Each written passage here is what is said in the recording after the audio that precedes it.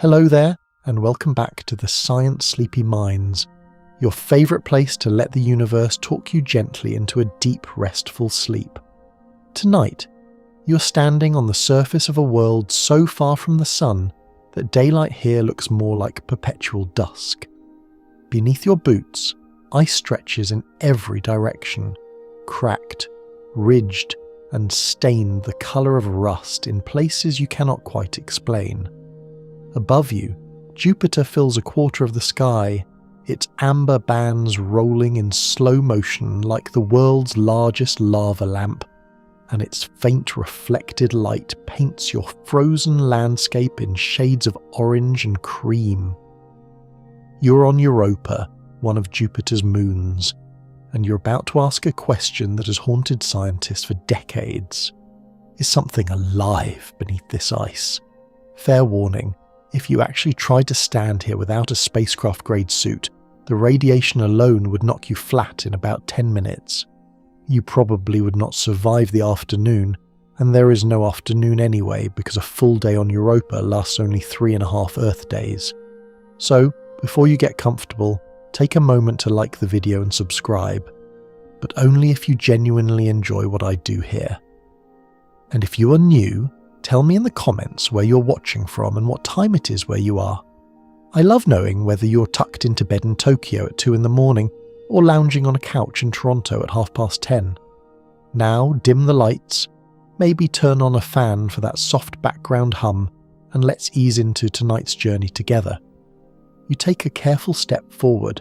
The ice groans beneath you, a low resonant moan that seems to travel for kilometres, like a whale song trapped in glass. Europa is not a quiet world if you know how to listen. Scientists have modelled the sounds that tidal flexing might produce, and the results are eerie. Deep, rhythmic creaks and pops as the ice shell bends under Jupiter's gravitational pull. Imagine lying in a tent on a frozen lake, hearing the ice shift and crack beneath you, except the lake is an entire moon, and the cracking never stops. That is Europa every single day. The temperature around you hovers at about -160 degrees Celsius, cold enough to make liquid nitrogen seem balmy. Your suit is working overtime to keep you warm, and even so you can feel the chill pressing against your visor like an unwelcome guest who refuses to leave. The vacuum above offers no insulation. Heat radiates away from the surface and into space with nothing to stop it, which is part of why Europa's surface is so brutally cold, even while an ocean of comparatively warm water sloshes just kilometres beneath your boots. It is one of the great ironies of this world: a frozen desert on top, a liquid sea below, and the only thing separating them is a shell of ice that might be thinner than the Earth's crust. Now, before you go imagining Europa as some featureless snowball, let me paint a better picture. The surface you're standing on is geologically young. In planetary science, young can mean tens of millions of years, which sounds ancient until you remember that most of the solar system's surfaces are billions of years old. Europa's ice has been resurfaced, recycled and reworked so recently, in cosmic terms, that impact craters are surprisingly rare. Something is erasing them. Something is refreshing this face. And the most compelling explanation is that the ice sits on top of a liquid ocean, and that ocean is churning, convecting, and occasionally punching through to rearrange the frozen ceiling above. Here is a mainstream historical fact tuck under your pillow. Europa was first spotted in January 1610, when Galileo Galilei turned his homemade telescope toward Jupiter and noticed 4 tiny points of light, shifting positions from night to night. He did not know he was looking at moons. He certainly did not know one of them might harbour an ocean. He just knew the points moved, and that movement helped dismantle the idea that everything in the heavens orbited Earth. A quirky little tidbit: Galileo almost was not credited with the discovery at all. A German astronomer named Simon Marius claimed to have seen the moons around the same time, and it was actually Marius who gave them the names we use today: Io, Europa, Ganymede, and Callisto, all lovers or companions of Zeus in Greek mythology. Historians still argue whether Marius observed them independently or simply borrowed Galileo's data and slapped prettier names on it.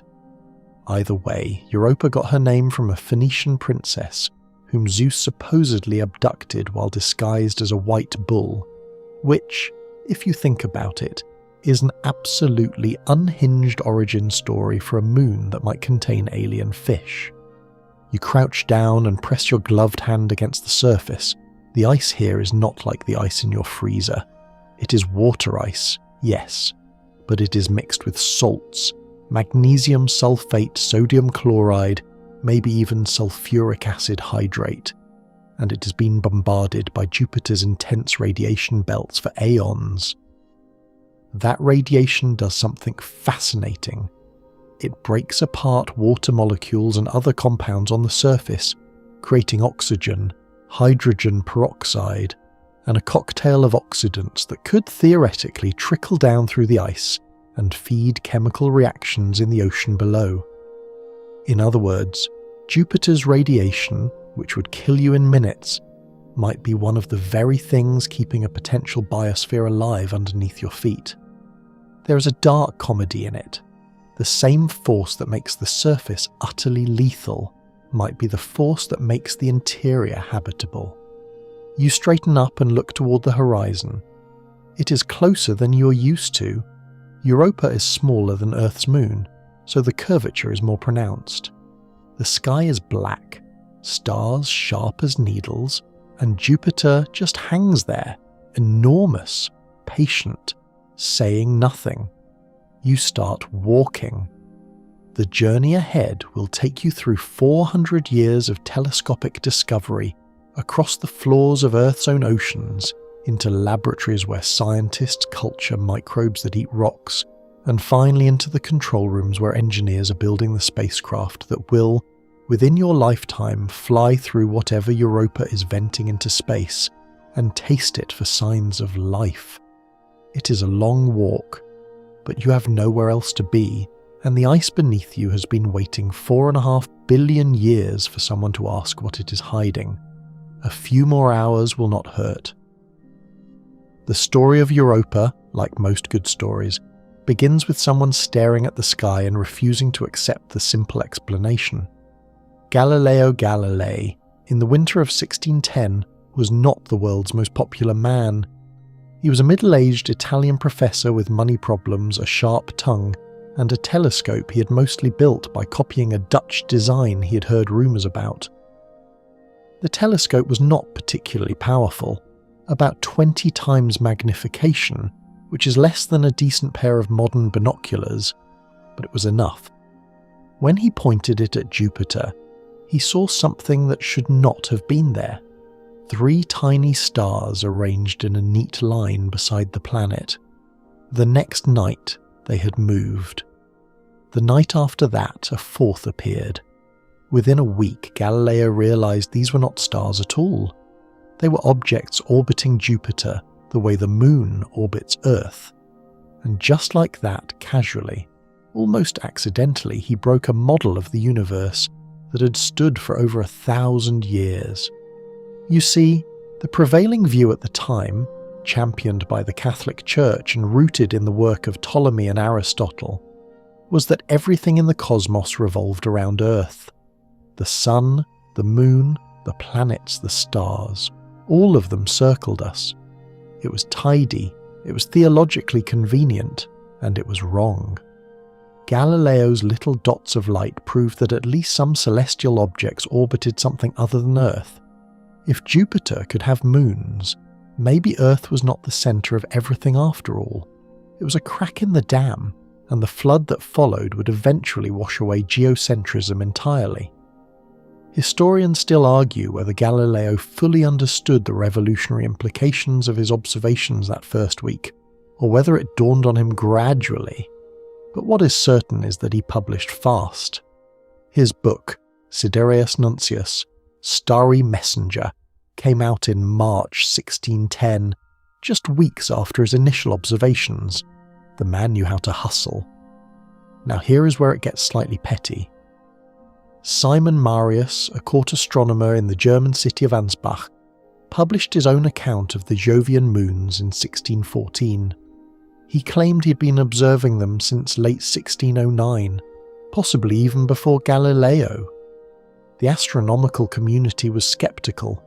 Marius did not have dated records as meticulous as Galileo's, and his telescope was arguably worse.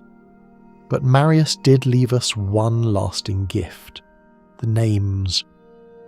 Galileo had originally called the moons the Medicean stars to flatter his patron, Cosimo de' Medici. Marius, with considerably better taste, suggested naming them after figures from mythology associated with Jupiter's Greek counterpart Zeus: Io, the priestess; Europa, the princess; Ganymede, the cupbearer; Callisto, the nymph. These names stuck, and Galileo's sycophantic label quietly disappeared. You have to admire the irony. Galileo did the science, but Marius won the naming rights. It is like discovering a continent and having someone else put their name on the map. You're still walking across Europa's ice, by the way, do not forget. The surface beneath you tells its own story of discovery, though it took centuries longer for anyone to read it. After Galileo, Europa remained a dot in telescopes for over 300 years. Astronomers measured its orbit, estimated its size, noted its brightness, and mostly ignored it in favour of flashier targets. Jupiter itself, with its great red spot and swirling cloud bands, was far more visually dramatic. Io had strange colour variations that hinted at volcanic activity. Ganymede was the largest moon in the solar system, bigger than Mercury. Europa was just smooth, bright, a little boring honestly.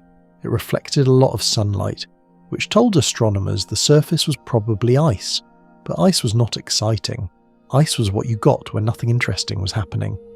That perception began to shift in the 1970s, when the Pioneer 10 and Pioneer 11 spacecraft made the first close passes of the Jovian system.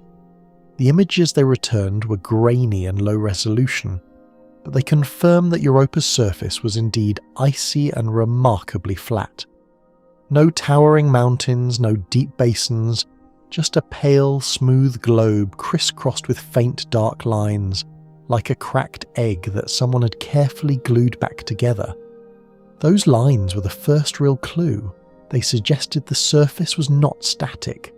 Something was stressing it, fracturing it, and the cracks were being filled or healed.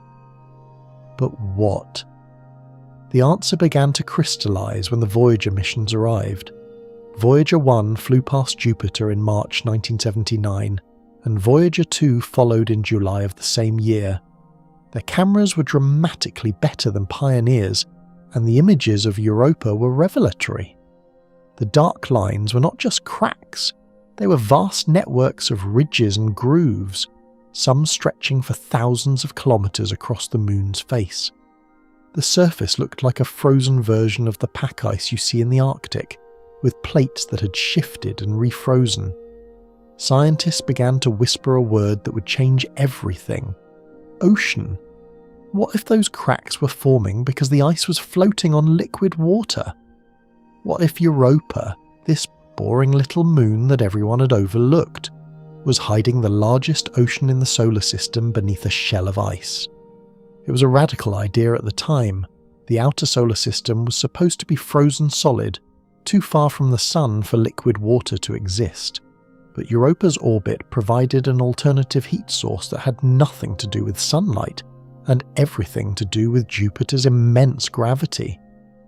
You will learn about that mechanism shortly, and when you do, you will understand why scientists now believe Europa's ocean has been liquid for billions of years, possibly since the solar system was young.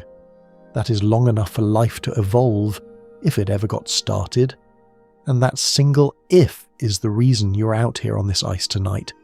walking under a sky dominated by a planet so enormous it looks like it might fall on you. For now, take a breath. The air in your suit tastes faintly metallic, recycled oxygen, filtered carbon dioxide, the vague tang of polycarbonate from your helmet's interior. Jupiter's light shifts as the planet rotates, its cloud bands rolling westward at hundreds of kilometers per hour. Europa, the obedient moon that she is, keeps her same face turned toward Jupiter at all times, locked in what astronomers call synchronous rotation. You're on the Jupiter-facing hemisphere right now, which means the giant planet never sets from your vantage point. It just hangs there, slowly rotating, a perpetual ceiling painted in caramel and cream. And somewhere far below your feet, in the dark, in the pressure, in the silence, there may be water moving. There may be chemistry happening. There may, just possibly, be something swimming. Let us talk about what Europa actually is, because numbers have a way of making the abstract feel real, and this moon deserves to be understood before we start drilling into her secrets.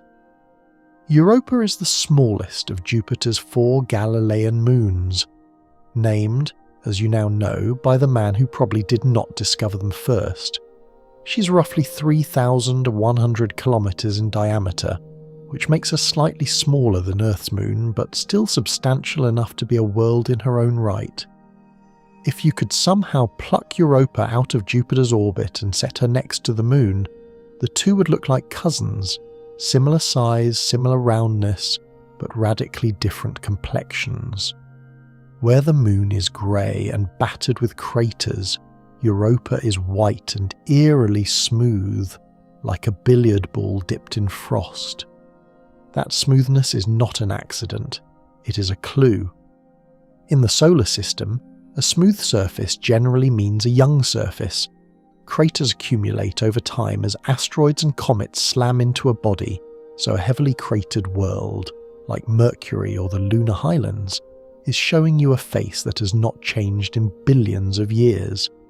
Europa's surface has remarkably few craters, which tells scientists that something has been erasing them. The current best estimate is that Europa's surface is only about 40 to 90 million years old, which in planetary science is basically last Tuesday. For comparison, most of the moon's surface is 3 to 4 billion years old.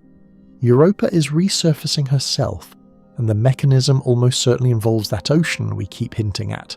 Warm ice or liquid water rising from below, smoothing over old craters the way a fresh coat of paint hides the scuffs on a wall. Now, Europa's density is another fascinating number. At about 3 grams per cubic centimetre, she is denser than the 2 outer Galilean moons, Ganymede and Callisto, but less dense than Io, the volcanic hellscape closest to Jupiter. This density tells scientists that Europa has a layered interior, a metallic iron core at the centre, surrounded by a rocky mantle, and then that ice and water outer shell. Think of it like a chocolate truffle, hard centre, softer middle, and a frozen shell on the outside. Except this truffle is 3,100 kilometers across, and the soft middle might contain twice as much liquid water as every ocean, lake, river, and raindrop on Earth combined. Scientists estimate Europa's ocean could be 60 to 150 kilometers deep. Earth's deepest point, the Challenger Deep in the Mariana Trench, bottoms out at about 11 kilometers. Europa's ocean, if the models are right, is deeper than the tallest mountain on Earth is high. That is not a puddle, that is an abyss. Here is a quirky tidbit that might keep you awake for an extra 30 seconds before you drift off. Europa's orbit is not a perfect circle. It is slightly elliptical, an eccentricity of about 0.009, which sounds tiny but matters enormously. That slight ellipticity means Europa's distance from Jupiter changes as she orbits, and because Jupiter's gravity is so strong, that changing distance squeezes and stretches Europa like a stress ball in the hand of an anxious giant. This flexing is what generates the internal heat that keeps the ocean liquid. We will dig into that process in the next stretch of our walk, but for now, just appreciate the elegance. A tiny deviation from a perfect circle, barely 1%, is enough to warm an entire moon and maintain a liquid ocean 5 times farther from the sun than Earth. The universe, it turns out, is generous with its loopholes. Europa orbits Jupiter once every 3.5 Earth days, at a distance of about 671,000 kilometers. That sounds like a lot, but in the context of Jupiter's gravity, well, it is snuggling distance. She is the 6th closest of Jupiter's known moons. There are at least 95 of them now, by the way, most of them tiny, irregular rocks captured from the asteroid belt, and she sits in a gravitational sweet spot called an orbital resonance with her siblings Io and Ganymede. For every orbit Ganymede completes, Europa completes exactly 2, and Io completes exactly 4. This is called a Laplace resonance, named after the French mathematician Pierre-Simon Laplace, who figured out mathematics in the 18th century. The resonance is not just a cosmic coincidence. It is the engine that maintains Europa's slightly elliptical orbit. Without it, tidal forces would have circularized her orbit long ago. The flexing would have stopped, the interior would have cooled, and the ocean would have frozen solid. Life, if it exists down there, owes its continued existence to a mathematical ratio, discovered by a man who once told Napoleon he had no need for the hypothesis of God. Historians still argue whether Laplace actually said that, or whether the quote was embellished after his death. But either way, the resonance is real, and it is keeping Europa alive. You pause for a moment and look down at the ice. Up close, it is not uniformly white. There are patches of pale blue where the ice is purest, and streaks of reddish-brown that cut across the terrain like veins on the back of a hand. Those colours are not paint, they are chemistry. Salts and other compounds dredged up from below or created by radiation processing on the surface. You will learn more about them soon. For now, notice that the ice beneath you is not flat, despite Europa's reputation for smoothness. At this scale, you can see ridges, double ridges specifically, where 2 parallel raised lines run side by side like railway tracks, separated by a shallow trough. These double ridges are one of Europa's most common surface features, and nobody is entirely certain how they form. One leading hypothesis involves liquid water or warm ice pushing up through a crack, freezing on either side and building up over time. Another suggests tidal flexing causes the crack to open and close rhythmically, squeezing material upward with each cycle. The debate is ongoing, and every new model seems to raise as many questions as it answers. What is not debated is that Europa is active. This is not a dead world. This is not a frozen relic from the early solar system, preserved in amber like a mosquito in a piece of ancient tree sap. This is a moon that is being worked on, stressed, heated, and reshaped right now, today, as you stand on it in your imaginary spacesuit. And that activity is what makes Europa one of the most compelling places in the solar system to search for life. The ocean. Let us finally talk about the ocean, because everything about Europa ultimately comes back to this. Somewhere beneath your feet, separated from you by a shell of ice that might be as thin as a few kilometers or as thick as 30, there is salt water. Not frozen sludge. Not a damp layer of mineral-rich slush. Liquid, flowing, potentially warm salt water, and there is an extraordinary amount of it. Current models suggest Europa's subsurface ocean contains roughly 2 to 3 times the volume of all the water on Earth. Picture every ocean, every lake, every river, every glacier, every cloud, every drop of groundwater on our planet, multiply it by 2 or 3, and stuff it all beneath an ice shell on a moon smaller than ours. It is staggering. And it is almost certainly real. The evidence for Europa's ocean did not arrive in a single dramatic revelation. It accumulated, the way evidence usually does in science, gradually, frustratingly, one data point at a time. The first strong hints came from the surface features we have already discussed. The cracks, the ridges, the chaos regions that look like jigsaw puzzles reassembled by a distracted toddler. These features are best explained by a surface that is floating on something fluid. Ice on top of solid rock does not behave this way. Ice on top of liquid water does. But surface geology alone was not enough to convince skeptics. You needed something more direct. That something arrived courtesy of the Galileo spacecraft, which orbited Jupiter from 1995 to 2003 and made multiple close flybys of Europa. During those flybys, Galileo's magnetometer detected something remarkable. Europa had an induced magnetic field. Not a permanent one, like Earth's, generated by a spinning iron core, but an induced field, created when a conductive material responds to an external changing magnetic field. Jupiter has a colossal magnetosphere, and as Europa orbits through it, the magnetic field changes direction relative to the Moon. If Europa were solid ice and rock all the way through, you would not expect much of a response. But if there is a global layer of salty, electrically conductive liquid beneath the surface, that liquid would generate currents that produce their own magnetic field, and that is exactly what Galileo detected. The measurements were consistent with a salty ocean at least several kilometers deep, sitting between the ice shell above and the rocky mantle below. It was the smoking gun, or more accurately the sloshing gun. Now, you might wonder how salt water ended up on a moon orbiting Jupiter. The answer goes back to the formation of the solar system itself. About 4.5 billion years ago, the solar system was a swirling disk of gas and dust orbiting the young sun.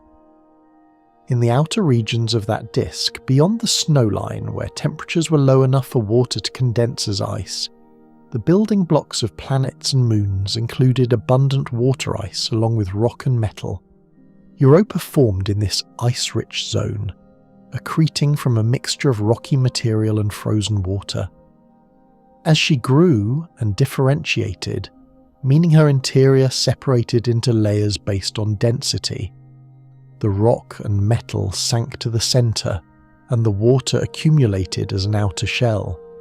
Heat from radioactive decay in the rocky interior and from tidal flexing kept some of that water liquid, and it has likely remained liquid ever since. Historians of planetary science still argue about when exactly the ocean formed. Was it present from the very beginning, or did it develop later as tidal heating intensified? But the consensus is that it has been there for a very long time.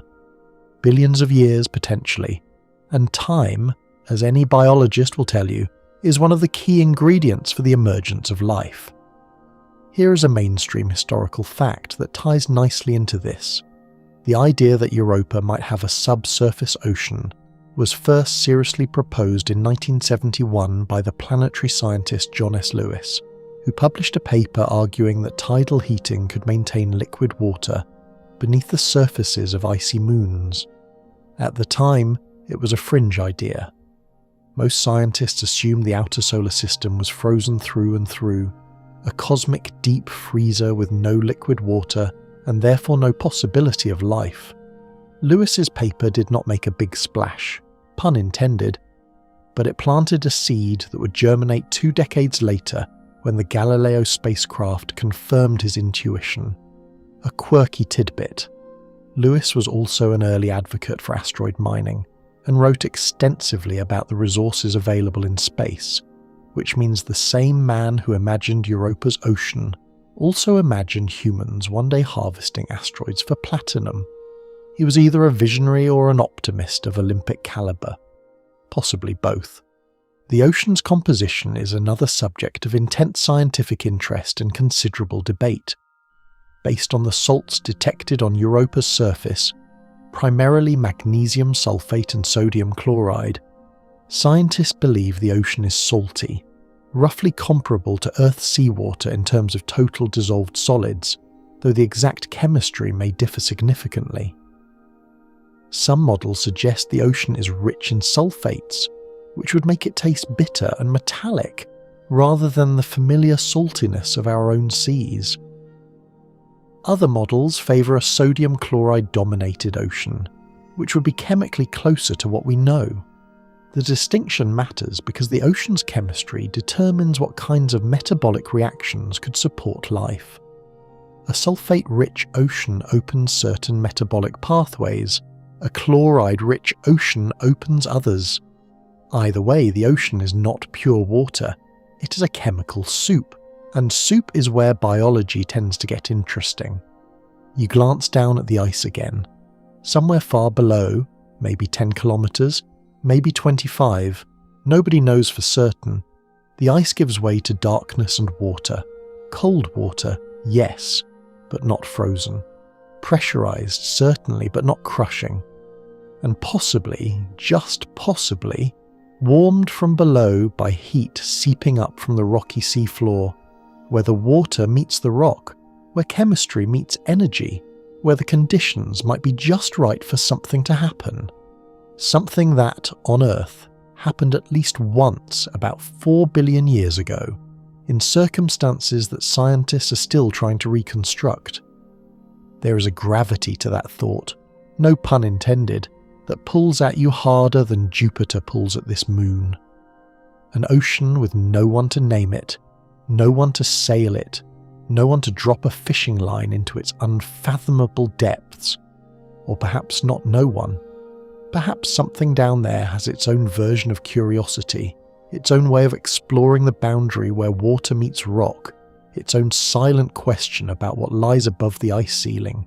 You keep walking, the ice groans again, and you wonder if, in that vast dark ocean beneath you, anything is listening. Jupiter does not care about Europa. That is worth saying plainly, because it reframes everything. The gas giant is not nurturing its moon, not protecting it, not consciously doing anything at all. Jupiter is simply massive, so massive that its gravity warps the orbits and interiors of everything nearby, and Europa happens to be close enough to feel the consequences. Those consequences, it turns out, include having your entire body kneaded like dough on a cosmic scale, a process called tidal heating that is simultaneously the most violent and the most life-giving force acting on this little moon. Here is how it works. You already know that Europa's orbit is slightly elliptical, thanks to the Laplace resonance with Io and Ganymede. That ellipticity means Europa's distance from Jupiter changes throughout each orbit. When Europa is closer to Jupiter, at a point called periapsis, the gravitational pull is stronger. When she swings farther away, at apapsis, the pull weakens.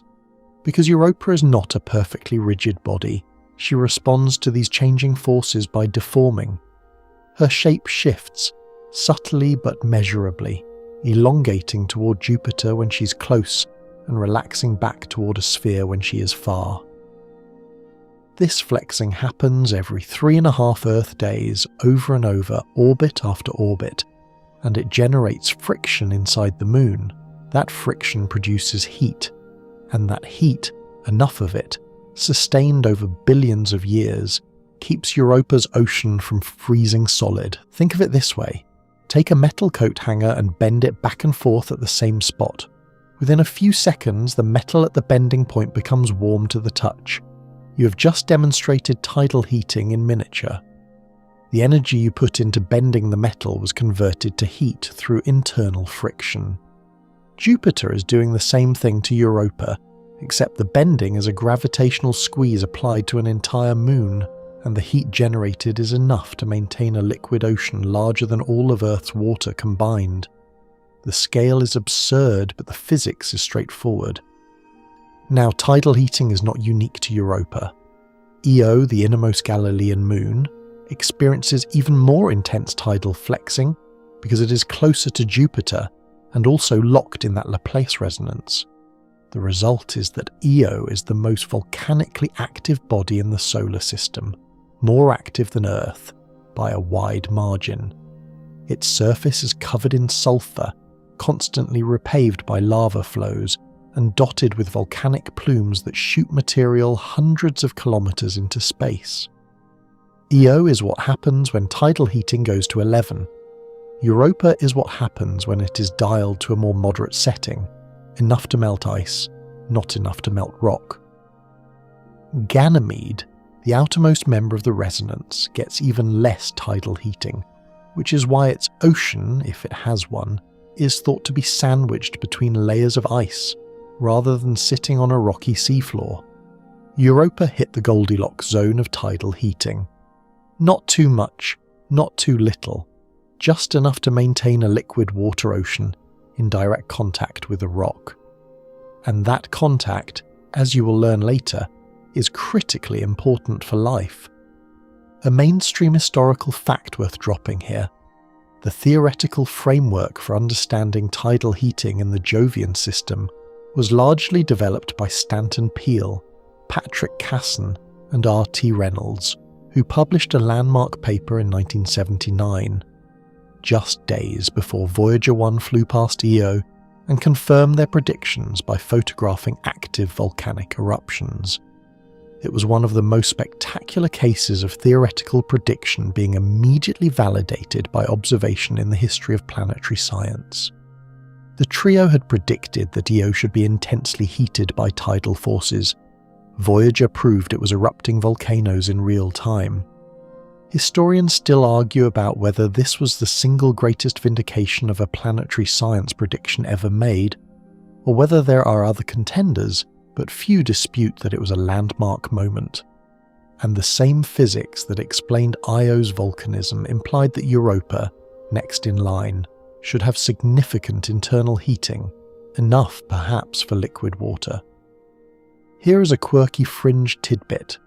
Some researchers have speculated that tidal heating on Europa might not be uniform. Instead, it could be concentrated in certain regions, creating hot spots on the seafloor where heat flow is particularly intense. If true, these hotspots would be analogous to hydrothermal vent fields on Earth's ocean floor, localized zones of chemical and thermal energy that, on our planet, support thriving ecosystems entirely independent of sunlight. The idea of Europan hotspots is still speculative, but it paints a vivid picture: patches of the seafloor where warm, mineral-laden water seeps out of the rock and into the ocean, creating oases of energy in an otherwise cold and dark world. If life exists on Europa, these hotspots would be the neighbourhoods to look in. You feel the ice shift beneath you again, a faint tremor, barely perceptible, like a heartbeat heard through a stethoscope pressed against stone.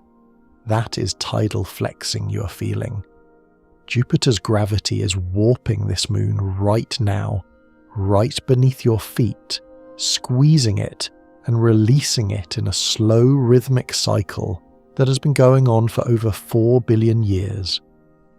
The energy dissipated by that flexing is estimated at roughly 100 billion watts, about a tenth of what Io produces, but still enormous. To put it in perspective, that is roughly the total power output of a dozen large nuclear power plants, generated not by splitting atoms, but by the simple mechanical act of a planet pulling on a moon. No fuel is consumed, no reactor is needed. The engine is gravity itself, and the fuel is orbital energy, slowly being converted to heat as Europa's orbit very gradually shrinks. Over billions of years, the resonance keeps replenishing what is lost, maintaining the orbit in a stable configuration that allows the heating to continue indefinitely. It is an elegant, self-sustaining system, a perpetual warmth machine powered by the geometry of 3 moons dancing around a gas giant. You look up at Jupiter again. Its great red spot, a storm larger than Earth, raging for at least 3 centuries, has rotated into view. The spot is a reminder that Jupiter itself is a world of terrifying power, a failed star that contains more mass than all the other planets in the solar system combined. And yet, for all that power, the most interesting thing Jupiter might ever do is not its own storms or its radiation belts or its spectacular auroras.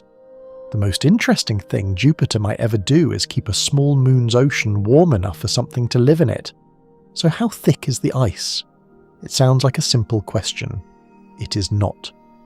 In fact, the thickness of Europa's ice shell is one of the most contentious debates in planetary science, and the answer you get depends almost entirely on which scientist you ask, and which set of assumptions they prefer. The estimates range from as thin as 2 kilometers to as thick as 30 kilometers, and somewhere in that enormous range lies the truth. A truth that will determine how difficult it is to reach the ocean, and by extension, how soon we might discover whether anything lives in it. The thin ice camp argues that Europa's ice shell is just a few kilometers thick, essentially a brittle crust floating directly on the ocean, with relatively little insulating material in between. Their evidence comes largely from the surface features. The chaos regions where blocks of ice appear to have broken apart, rotated and refrozen in new positions, like ice flows on an Arctic sea, suggest that liquid water was very close to the surface when those features formed. Some chaos regions show rafting, where pieces of the original surface have drifted apart and the gaps between them have been filled with fresh, smooth material. If you've ever watched ice break up on a river in spring, you have seen the same process. The thin ice advocates also point to certain types of ridges and pits that seem best explained by liquid water, or very warm, soft ice existing just a few kilometers below the surface. One particularly vocal proponent of the thin ice model was the late planetary scientist Richard Greenberg, who argued passionately that Europa's ice might be thin enough for water to occasionally break through to the surface, creating temporary lakes or even brief exposures of the ocean itself. Historians still argue about whether Greenberg's models were ahead of their time or overly optimistic, but his work pushed the field to take the thin ice hypothesis seriously. The thick ice camp, on the other hand, argues that the shell is 15 to 30 kilometers deep, with a rigid, cold outer layer sitting atop a warmer, convecting inner layer of ice that behaves more like a very slow-moving fluid than a solid. Their evidence comes from thermal modelling. Given what we know about the rate of tidal heating and the thermal conductivity of ice, the ice shell should be thick enough to support convection within it. In this model, warm blobs of soft ice rise from the bottom of the shell toward the surface, like the wax in a lava lamp, while cooler, denser ice sinks. This convective process could explain many of the surface features without requiring liquid water to be near the surface at all. The chaos regions, for example, might be caused by rising blobs of warm ice, disrupting the cold, brittle surface layer from below, rather than by direct contact with the ocean. Here is a mainstream fact that grounds this debate. The concept of solid-state convection in ice is well established in Earth science. Glaciers and ice sheets on Earth undergo a form of convection, with warmer ice at the base flowing and deforming under pressure, while colder ice near the surface remains rigid. The same physics, scaled up to a moon-sized ice shell, could drive convection in Europa's shell. It is not exotic. It is glacier dynamics with a science fiction setting. A quirky tidbit. Some researchers have compared the convection patterns in Europa's ice to the mantle convection that drives plate tectonics on Earth. If they are right, Europa might have a form of ice tectonics, with plates of ice moving, colliding and subducting in slow motion, recycling surface material into the interior and potentially transporting oxidants from the irradiated surface down toward the ocean. That would be enormously significant for the question of life, because it would mean the ocean is not isolated from the energy-rich surface. There is a pipeline, however slow, carrying fuel for biology downward through the ice. The truth, as is often the case in science, probably lies somewhere in between, or more precisely, it varies. Europa's ice shell might not be a uniform thickness everywhere. Some regions might have thinner ice where warm upwellings from the ocean bring heat closer to the surface, while other regions might be thicker and more stable.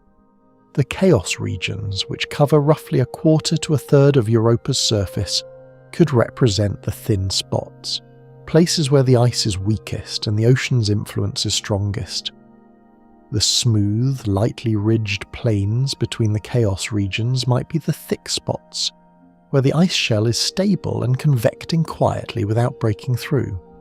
This patchy model is gaining support among researchers because it explains why different surface features seem to require different ice thicknesses.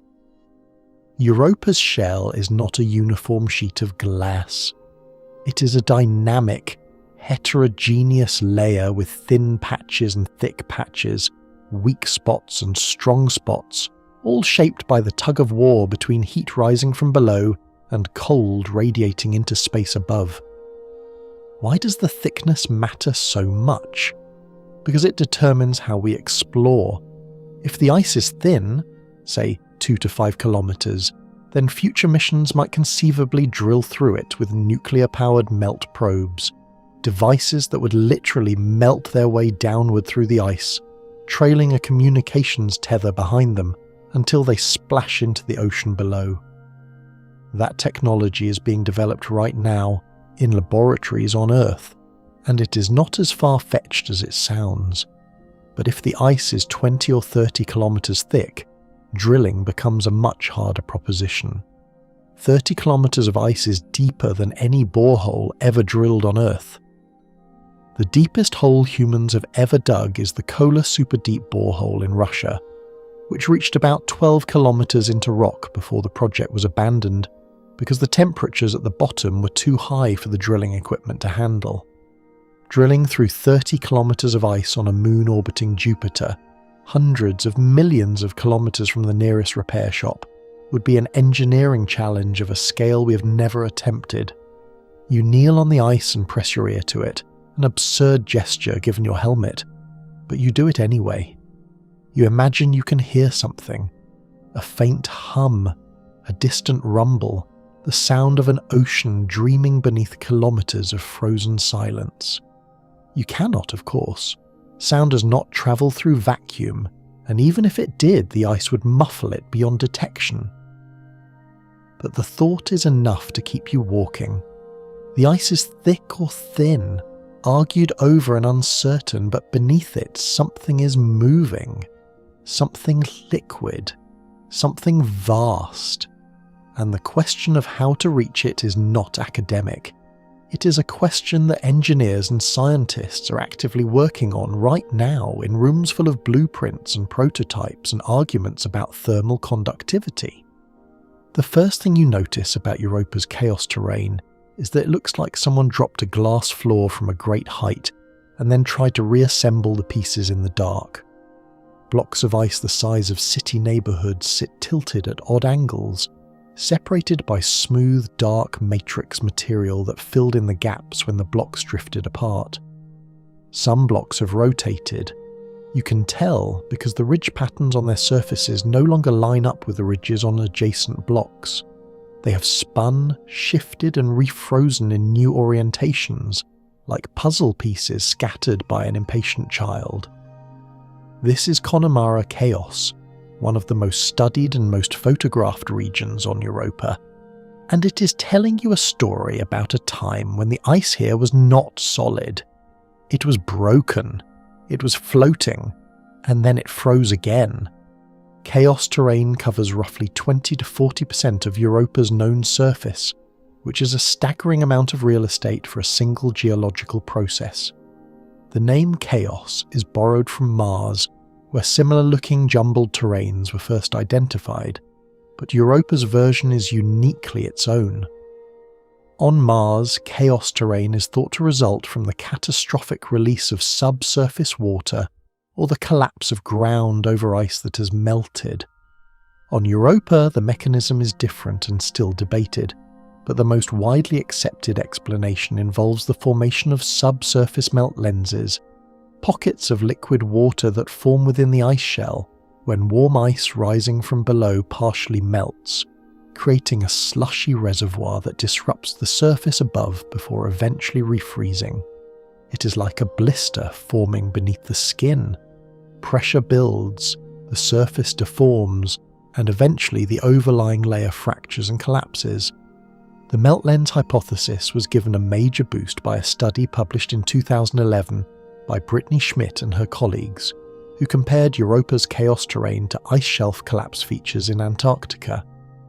They found striking similarities between the patterns seen on Europa and the patterns produced when terrestrial ice shelves are undermined by warming ocean water. The analogy is powerful.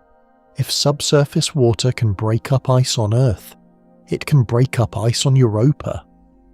The study also suggested that the melt lenses could be relatively shallow, perhaps just a few kilometers below the surface, which would mean that liquid water on Europa might be more accessible than the deep ocean beneath.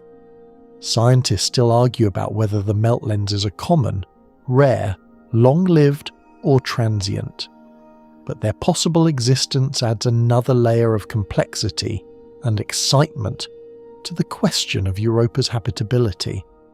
You step carefully around a tilted block of ice, its surface streaked with the familiar reddish-brown stains that seem to mark every disrupted region on Europa. The block towers over you, maybe 50 meters tall, its edges sharp where it fractured from the surrounding plain. The matrix material between the blocks is smoother and darker, suggesting it froze from a different source.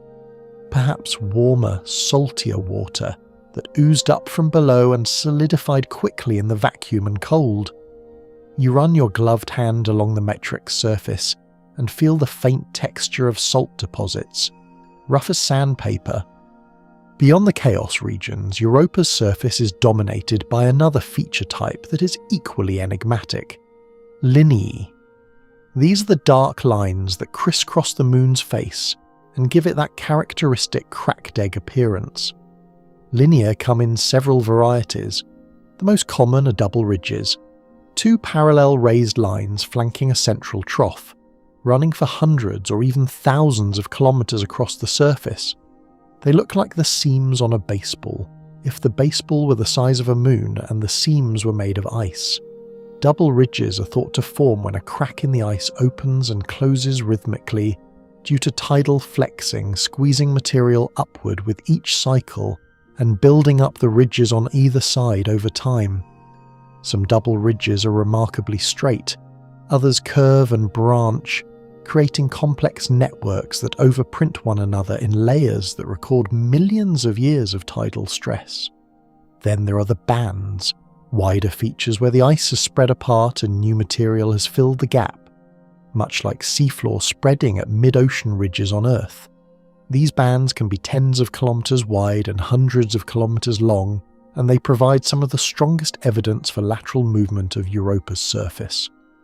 By matching up the patterns on opposite sides of a band, scientists have been able to reconstruct where the ice was before it pulled apart, like fitting together the two halves of a torn photograph. The match is often eerily precise, confirming that Europa's surface is not static. It moves, it spreads, it recycles.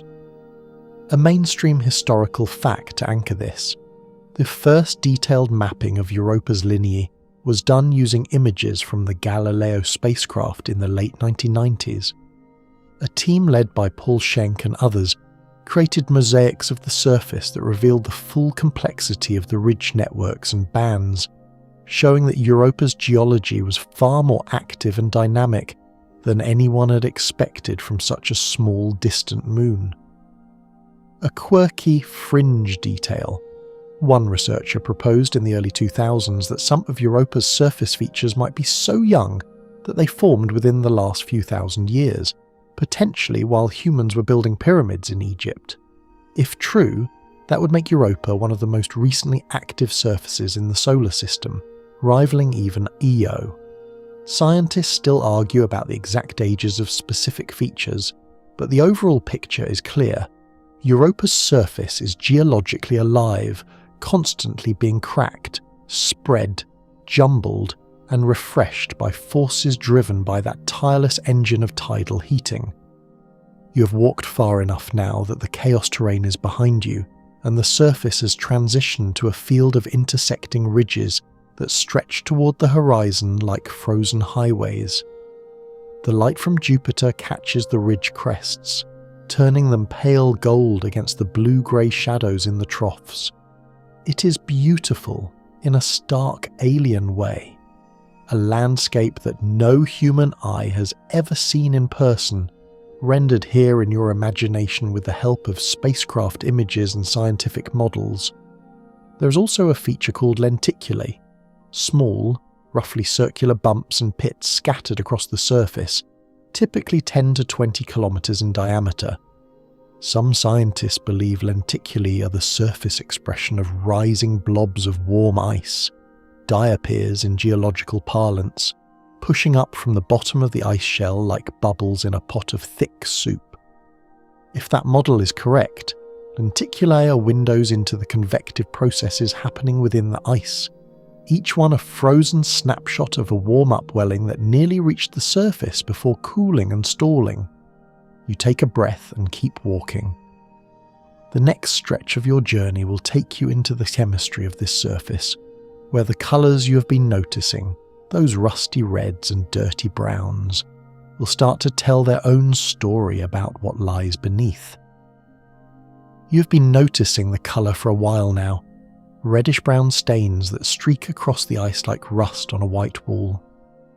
They are concentrated in the cracks, the chaos regions, and along the edges of the double ridges, as though something has seeped up from below and been smeared across the surface by geological forces.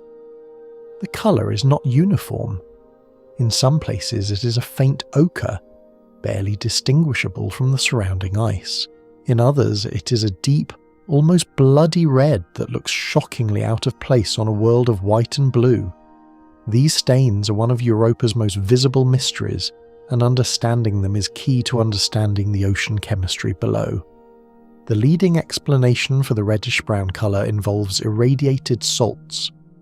Europa sits deep within Jupiter's magnetosphere, which is the most intense radiation environment in the solar system.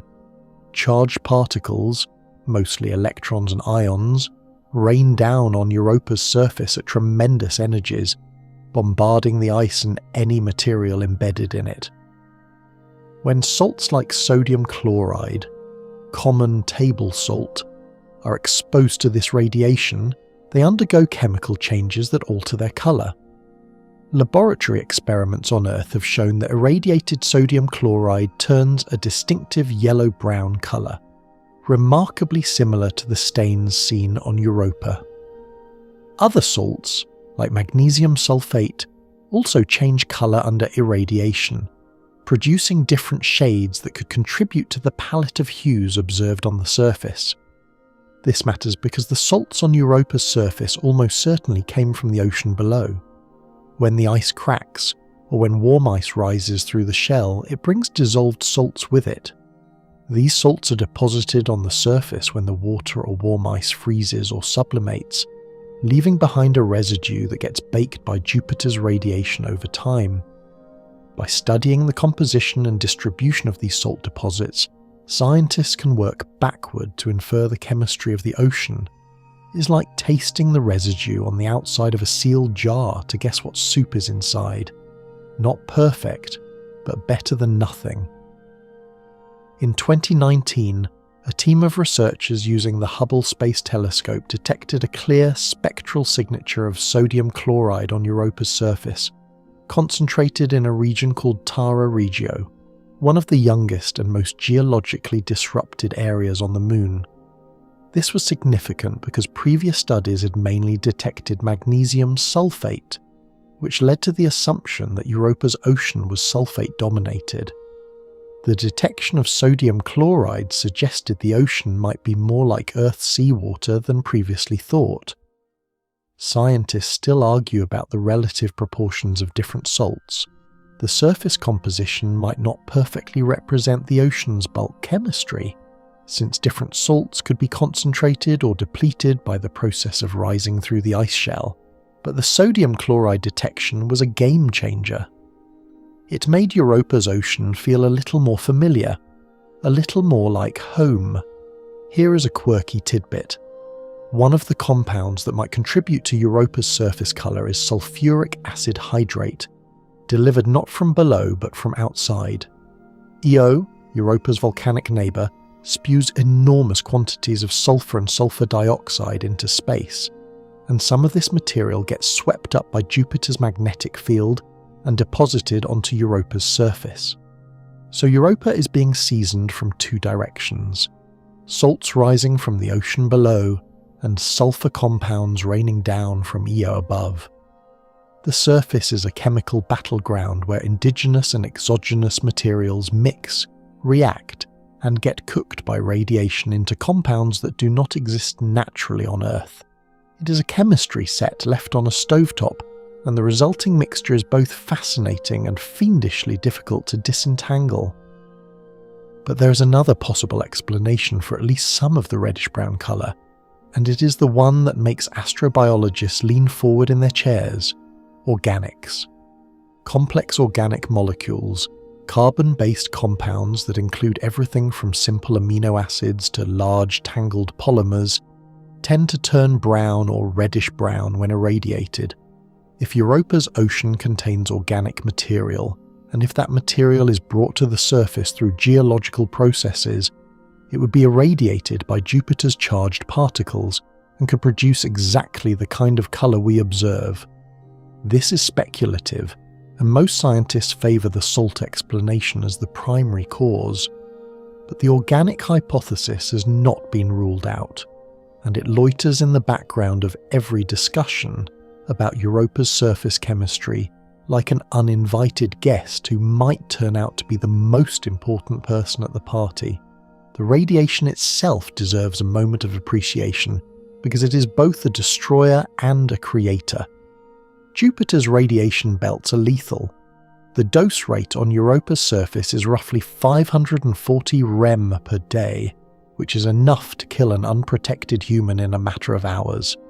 Spacecraft electronics have to be radiation hardened to survive in this environment, and any future lander would need thick shielding to protect its instruments. But that same radiation drives chemistry on the surface that could be beneficial for life below. When radiation hits water ice, it breaks the molecules apart, creating hydrogen gas, which escapes to space, and oxygen, which stays behind. Over time, this radiolytic processing builds up a reservoir of oxidants, oxygen, hydrogen peroxide, and other reactive compounds on Europa's surface. If these oxidants can be transported downward through the ice, either by convection, subduction, or some other geological process, they could reach the ocean and fuel chemical reactions that life could exploit. On Earth, the most basic metabolic strategy for many organisms is to combine a reducing agent, like hydrogen or a sulfur compound, with an oxidant, like oxygen, to release energy. Europa's ocean might have reducing agents available from hydrothermal activity at the seafloor, and oxidants delivered from the irradiated surface above. The combination creates what scientists call a chemical energy gradient, and where there are energy gradients, there is potential for biology.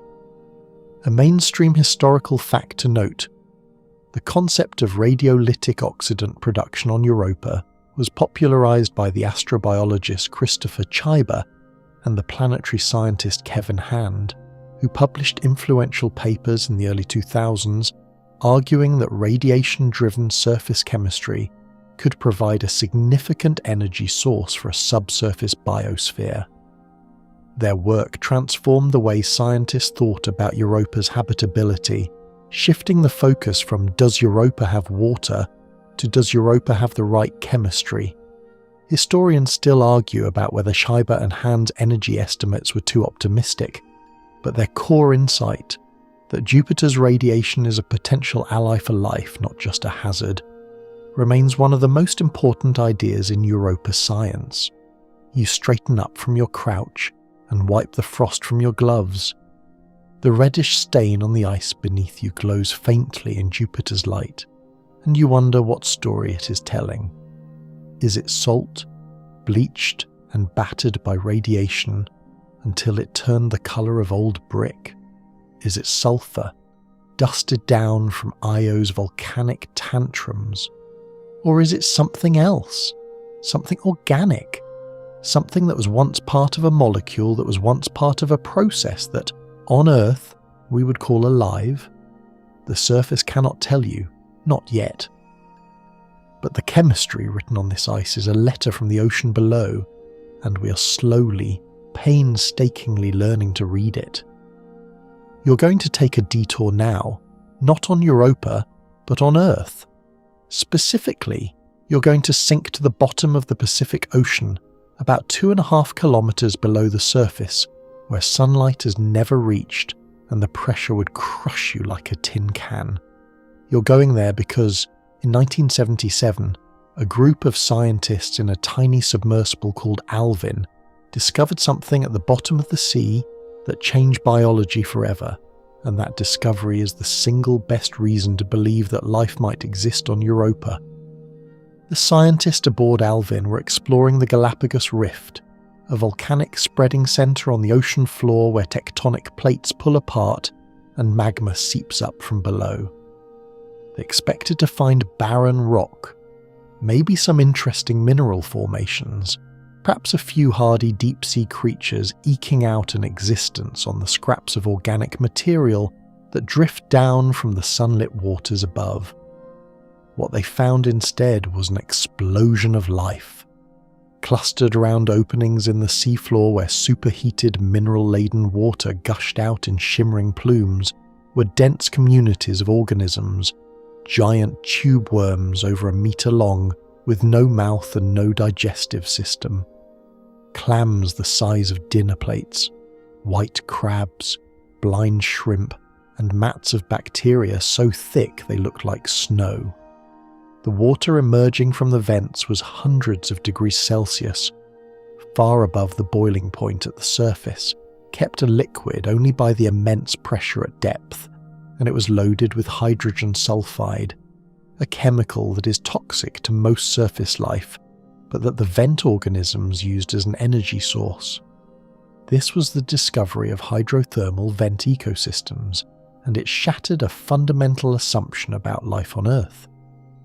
Until 1977, biologists believed that all life on our planet was ultimately dependent on the sun. Plants capture sunlight through photosynthesis, herbivores eat the plants, carnivores eat the herbivores, and decomposers recycle the remains. The entire food web from top to bottom was powered by solar energy. The deep-sea vent communities blew that model apart. These organisms had no access to sunlight whatsoever. They lived in permanent darkness, under crushing pressure, surrounded by chemicals that would kill most surface organisms, and they were thriving, not just surviving, but building complex ecosystems with multiple trophic levels, food webs, and ecological interactions. Their energy source was not the sun but the Earth itself, the chemical energy in the hot mineral-rich water pouring out of the seafloor. The key players in these ecosystems are chemosynthetic bacteria and archaea, microorganisms that extract energy from chemical reactions rather than from light. The most common reaction at hydrothermal vents involves oxidizing hydrogen sulfide to produce energy, which the microbes use to fix carbon dioxide into organic molecules, just as plants do with sunlight. These chemosynthetic microbes form the base of the vent food web. The giant tube worms, for example, have no digestive system because they do not need one. They harbour chemosynthetic bacteria inside their bodies in a specialised organ called the trophosome, and the bacteria produce food for the worm in exchange for a steady supply of hydrogen sulfide and oxygen. It is a symbiosis so intimate that the worm is essentially a living house for its microbial tenants. Now, here is where Europa comes back into the picture. If life can thrive at hydrothermal vents on Earth's ocean floor, with no sunlight and no connection to the surface biosphere, then the same could theoretically happen on Europa. Europa's ocean sits on top of a rocky seafloor. We know this from density measurements and interior models. And if tidal heating produces even modest amounts of volcanic or hydrothermal activity on that seafloor, then Europa could have its own version of deep-sea vents, openings where warm, mineral-laden water seeps into the ocean, carrying the chemical building blocks that life needs. The water would be heated by tidal energy rather than by radioactive decay and residual formation heat as on Earth. But the end result would be the same, a localized source of chemical energy in an otherwise cold, dark ocean. A mainstream historical fact: the connection between hydrothermal vents and Europa was first made explicit in the early 1980s, just a few years after the vent discovery. Scientists like John Barros and Sarah Hoffman published papers arguing that hydrothermal systems could support life independently of the Sun, and that similar systems might exist on icy moons in the outer solar system. Their work was prescient. It anticipated the Europa ocean hypothesis by over a decade, but it was also controversial. Many biologists at the time were skeptical that vent ecosystems were truly independent of the Sun, pointing out that the oxygen used by many vent organisms ultimately comes from photosynthesis in the surface ocean. Historians still argue about the degree to which deep-sea vent ecosystems are truly independent of solar energy, and the debate is not fully settled even today.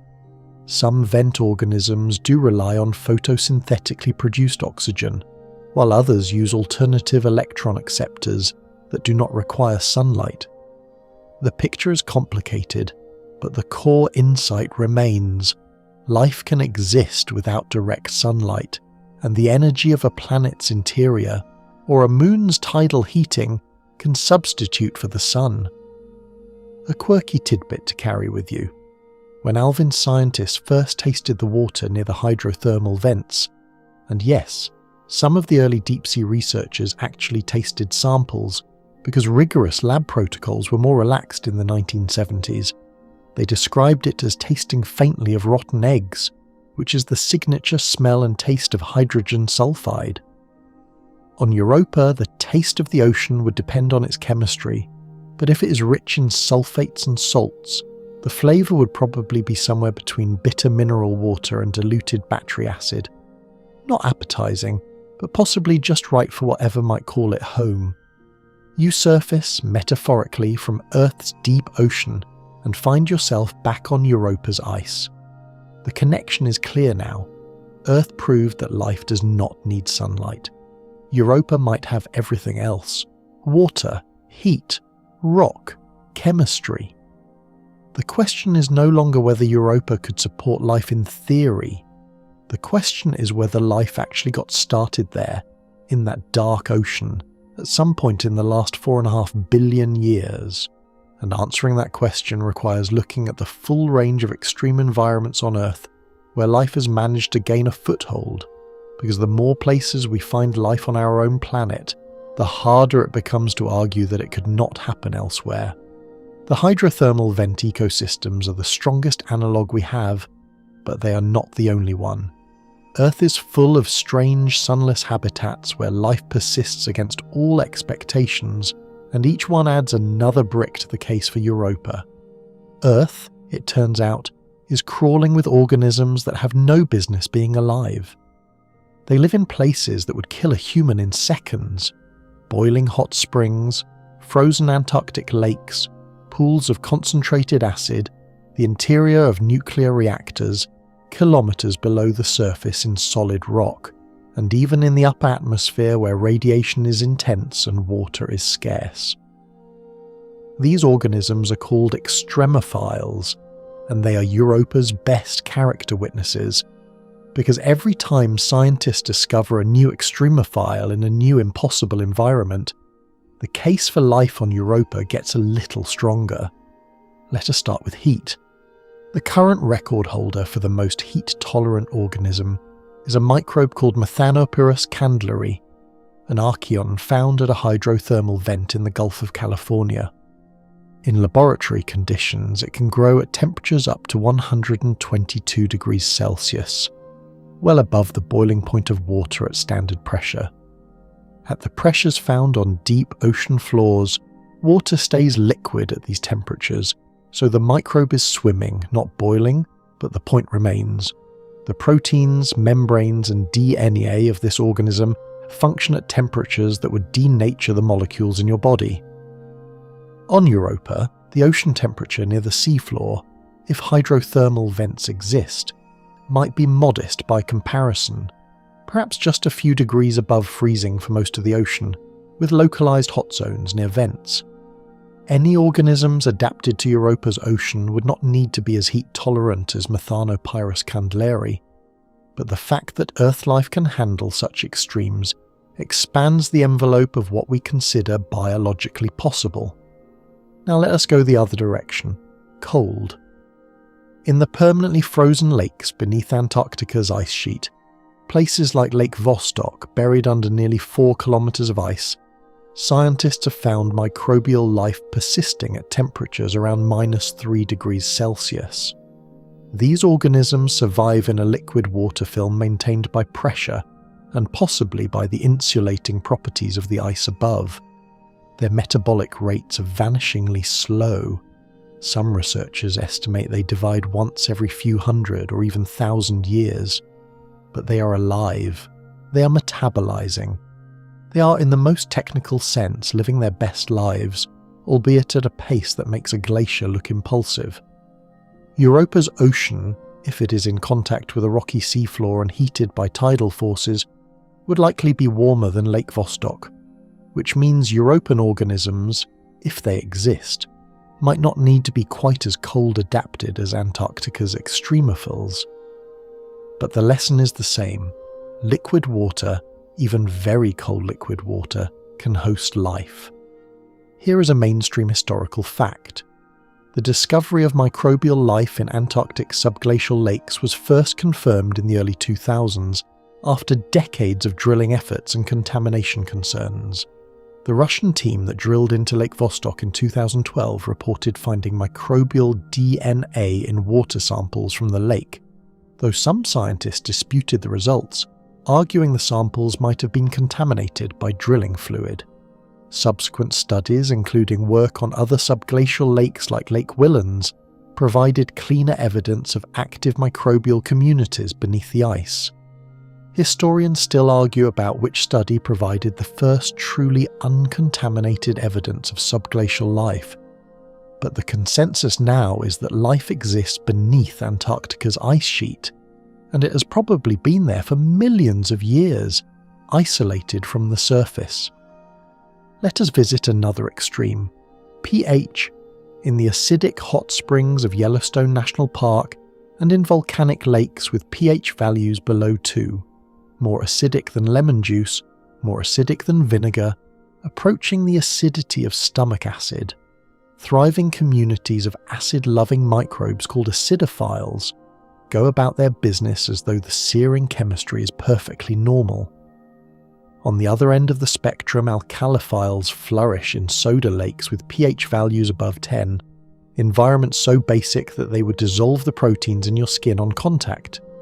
Europa's ocean pH is unknown, but models suggest it could range from mildly acidic to mildly alkaline, depending on the water-rock interactions at the seafloor. Whatever it turns out to be, Earth almost certainly has an extremophile that has already conquered that particular chemical challenge. A quirky tidbit that might make you smile. One of the most radiation-resistant organisms on Earth is a bacterium called Deinococcus radiodurans, sometimes nicknamed Conan the Bacterium. It can survive radiation doses over 1,000 times greater than what would kill a human, thanks to an extraordinary DNA repair mechanism that can reassemble its shattered genome from hundreds of fragments in a matter of hours. Europa's surface is drenched in radiation, but the ocean is shielded by the ice shell, so any Europan organisms would not need to be as radiation resistant as Deinococcus. Still, the existence of such a microbe on Earth demonstrates that biology can evolve defences against even the most hostile energy environments. Life is not delicate. Life is stubborn, inventive, and unreasonably good at surviving in places it has no right to be. Then there are the organisms that live deep within Earth's crust, kilometres below the surface, in tiny pores and fractures in solid rock. These are the deep biosphere, a vast, slow, hidden ecosystem that may contain as much biomass as all the life on Earth's surface combined. The microbes in the deep biosphere survive on chemical energy derived from water rock reactions, particularly a process called serpentinization, in which water reacts with iron and magnesium-rich minerals to produce hydrogen gas. The microbes use the hydrogen as an energy source, combining it with carbon dioxide or other oxidants to fuel their metabolism. This is directly relevant to Europa because serpentinization could occur wherever ocean water meets the rocky seafloor, and on Europa, that interface exists globally across the entire base of the ocean. If serpentinization is happening on Europa, it would provide a steady, widespread source of hydrogen that could fuel a chemosynthetic biosphere without any need for sunlight, surface oxidants, or hydrothermal vents. The energy would come from the rock itself. Scientists still argue about how much hydrogen Europa's seafloor might produce through serpentinization, and estimates vary by orders of magnitude depending on assumptions about rock composition, temperature, and the rate of water-rock interaction. But even conservative estimates suggest there could be enough to support at least a modest microbial ecosystem. It would not be a lush, teeming biosphere, more like Earth's deep crust than Earth's surface, but it would be life, and life, even slow, sparse, rock-eating life buried under kilometres of ice on a moon orbiting Jupiter, would be the most important discovery in the history of biology. You look down at the ice beneath your feet and think about Conan the Bacterium, about the tube worms at the hydrothermal vents, about the microbes sleeping in the deep rock. Earth keeps telling us the same story over and over: life finds a way. The question is whether Europa has been listening. So let us run through the checklist. Every astrobiologist carries one, mentally if not literally, a list of ingredients that a world needs to have any shot at hosting life as we understand it. The list is short, deceptively simple, and surprisingly difficult to satisfy. 3 items: liquid water, an energy source, and the right chemistry. Earth ticks all 3 boxes effortlessly, which is why Earth is covered in life from pole to pole and from mountaintop to ocean trench. Mars might have ticked them once, billions of years ago, before it lost its atmosphere and its surface water evaporated or froze. Titan has chemistry in abundance, but its lakes are liquid methane, not water, which opens exotic possibilities but also enormous uncertainties. Europa, though, Europa is the world that keeps scoring surprisingly well on this checklist, and that is why you are standing on it tonight. Liquid water. Check. You know this already. Europa's subsurface ocean is one of the most well-supported hypotheses in planetary science. Backed by the Galileo magnetometer data, the surface geology, the thermal models, and the simple physics of tidal heating. The ocean has been there for billions of years, and it is enormous, at least twice the volume of Earth's oceans, possibly more.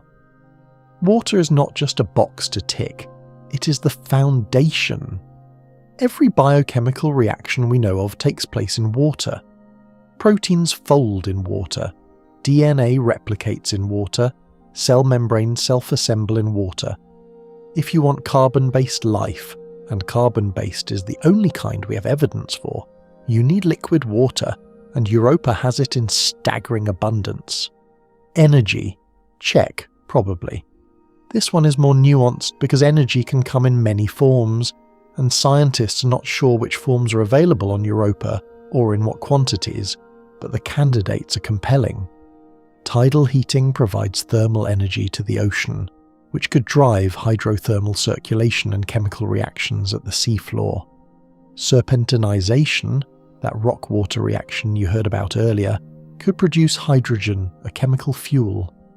Radiolytic processing on the surface produces oxidants that, if transported to the ocean, could provide additional chemical energy.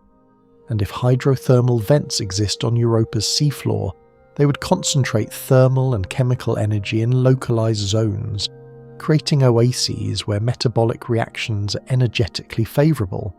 Scientists still argue about the total energy budget available to a potential European biosphere. Some estimates are generous, others are meagre, but most agree that at least some energy is available. The debate is about quantity, not existence. Chemistry? Check, with caveats. Life as we know it requires a handful of key elements beyond hydrogen and oxygen, which water provides.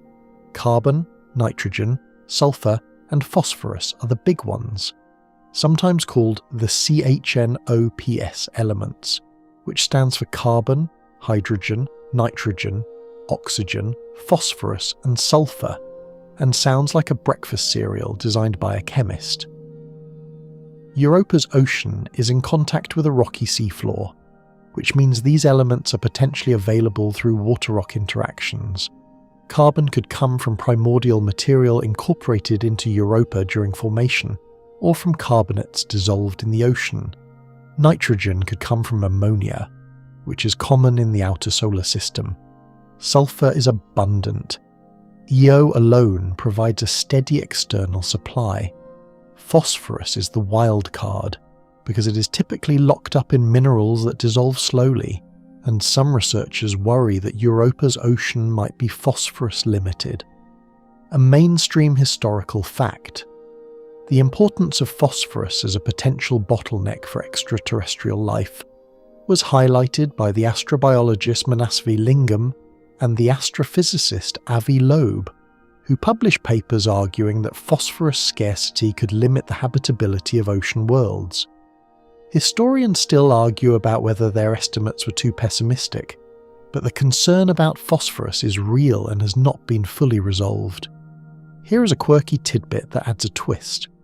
In 2020, researchers studying the chemistry of Enceladus, Saturn's ocean moon, which we will visit shortly, found evidence of phosphorus in the icy grains ejected by its geysers. If Enceladus has phosphorus, Europa might too, since both moons formed in similar chemical environments, and both have rocky seafloors where phosphorus-bearing minerals could dissolve over time. The Enceladus detection was a relief for astrobiologists because it suggested that the phosphorus bottleneck might not be as severe as feared. But Europa has not yet been sampled directly, so the question remains open. Beyond the CHNOPS elements, life needs complexity. Raw ingredients are not enough. They need to be assembled into molecules that can store information, catalyze reactions, and self-replicate. On Earth, these roles are played by DNA and RNA for information storage, proteins for catalysis, and lipid membranes for compartmentalization. Whether similar molecules could form in Europa's ocean depends on conditions we do not yet know. The temperature, pH, salinity, mineral content, and availability of energy at the water-rock interface. Some origin of life researchers believe that hydrothermal vents are ideal environments for the spontaneous assembly of complex molecules, because the thermal and chemical gradients at vents provide the energy needed to drive polymerization reactions, linking small molecules into long chains. If Europa has vents, it might have the conditions for prebiotic chemistry, the step that comes before biology, where raw chemicals begin to organise themselves into something that is not yet alive but is on the way. There is an ongoing scholarly debate about whether life can originate independently in an environment like Europa's ocean, or whether the conditions for the origin of life are so specific that it has only happened once in the history of the universe, here on Earth, and Europa's ocean, however habitable, is simply sterile because the spark never struck. This is one of the deepest questions in science, and it has no answer yet. We have exactly one data point for the origin of life: Earth. From a single data point, you cannot calculate a probability. You cannot say whether life arises easily given the right conditions, or whether it is a freak accident that required a chain of improbable events so specific that it might never happen again.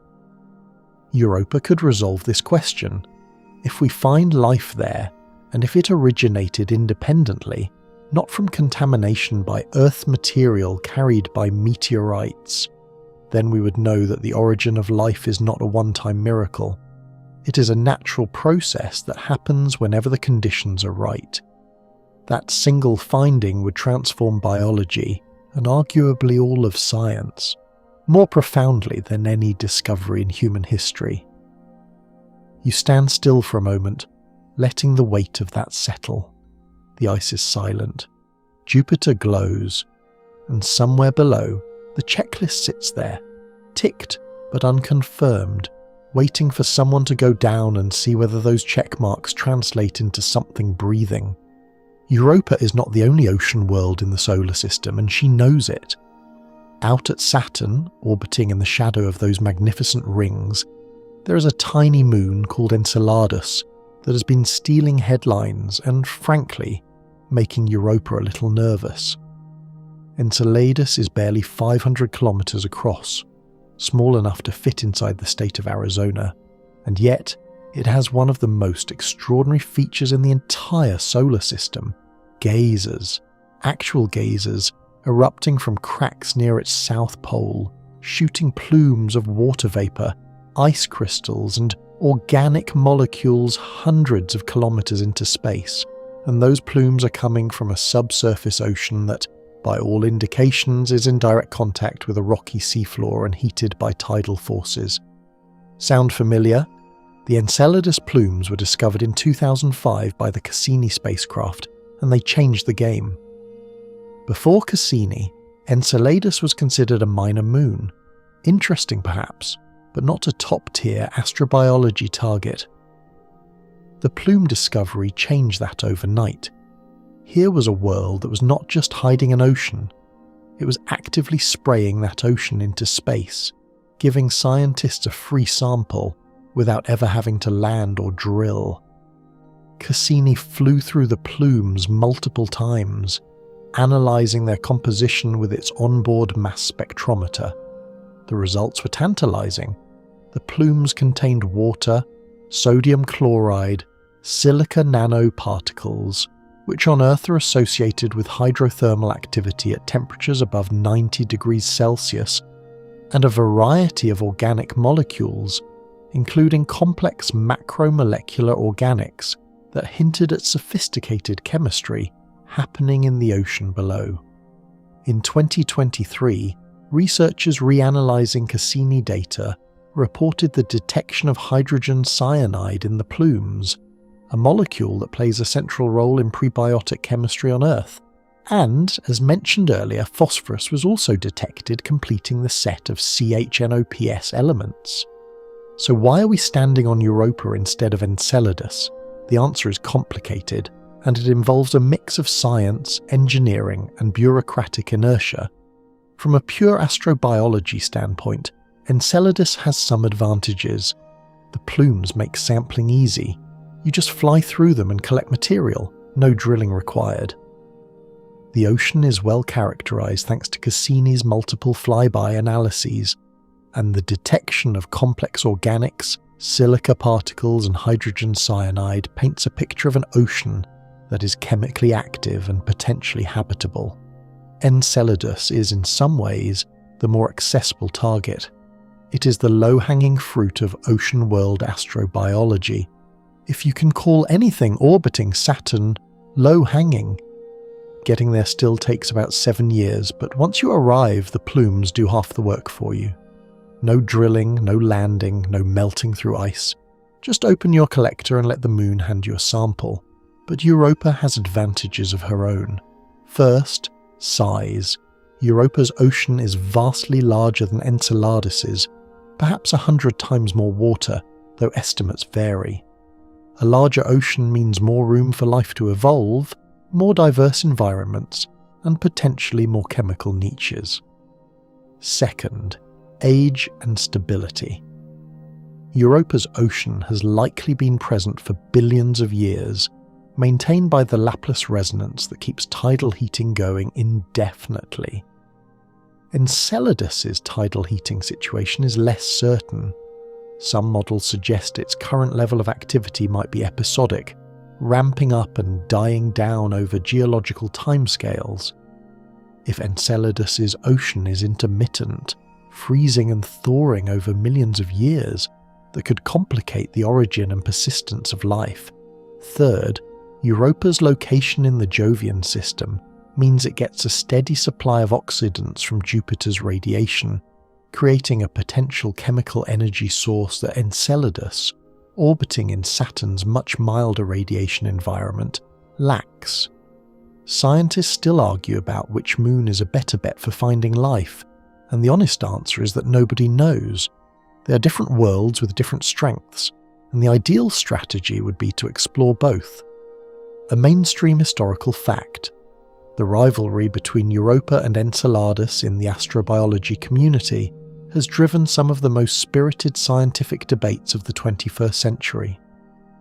When NASA was deciding which mission to prioritize, advocates for each moon lobbied hard. The Europa camp, led by scientists at the Jet Propulsion Laboratory, argued that Europa's larger ocean and longer history made it the better target. The Enceladus camp pointed to the plumes and argued that you should go where the sampling is easiest. In the end, Europa won the first round. NASA approved the Europa Clipper mission, which launched in 2024, while Enceladus awaits a dedicated mission that is still in the proposal stage. Scientists still argue about whether this was the right call, and several Enceladus mission concepts, including one called Enceladus Orbelander, remain in contention for future funding. Here is a quirky tidbit. There is a third ocean world that sometimes enters the conversation: Titan, Saturn's largest moon. Titan is enormous, bigger than Mercury, and it has a thick atmosphere, lakes and seas of liquid methane and ethane on its surface, and possibly a subsurface water ocean deep beneath its icy crust. Titan's surface chemistry is unlike anything else in the solar system. Complex organic molecules rain from the sky, forming dunes and lake shores of hydrocarbon grit, and some researchers have speculated about exotic forms of life that use liquid methane instead of water as a solvent.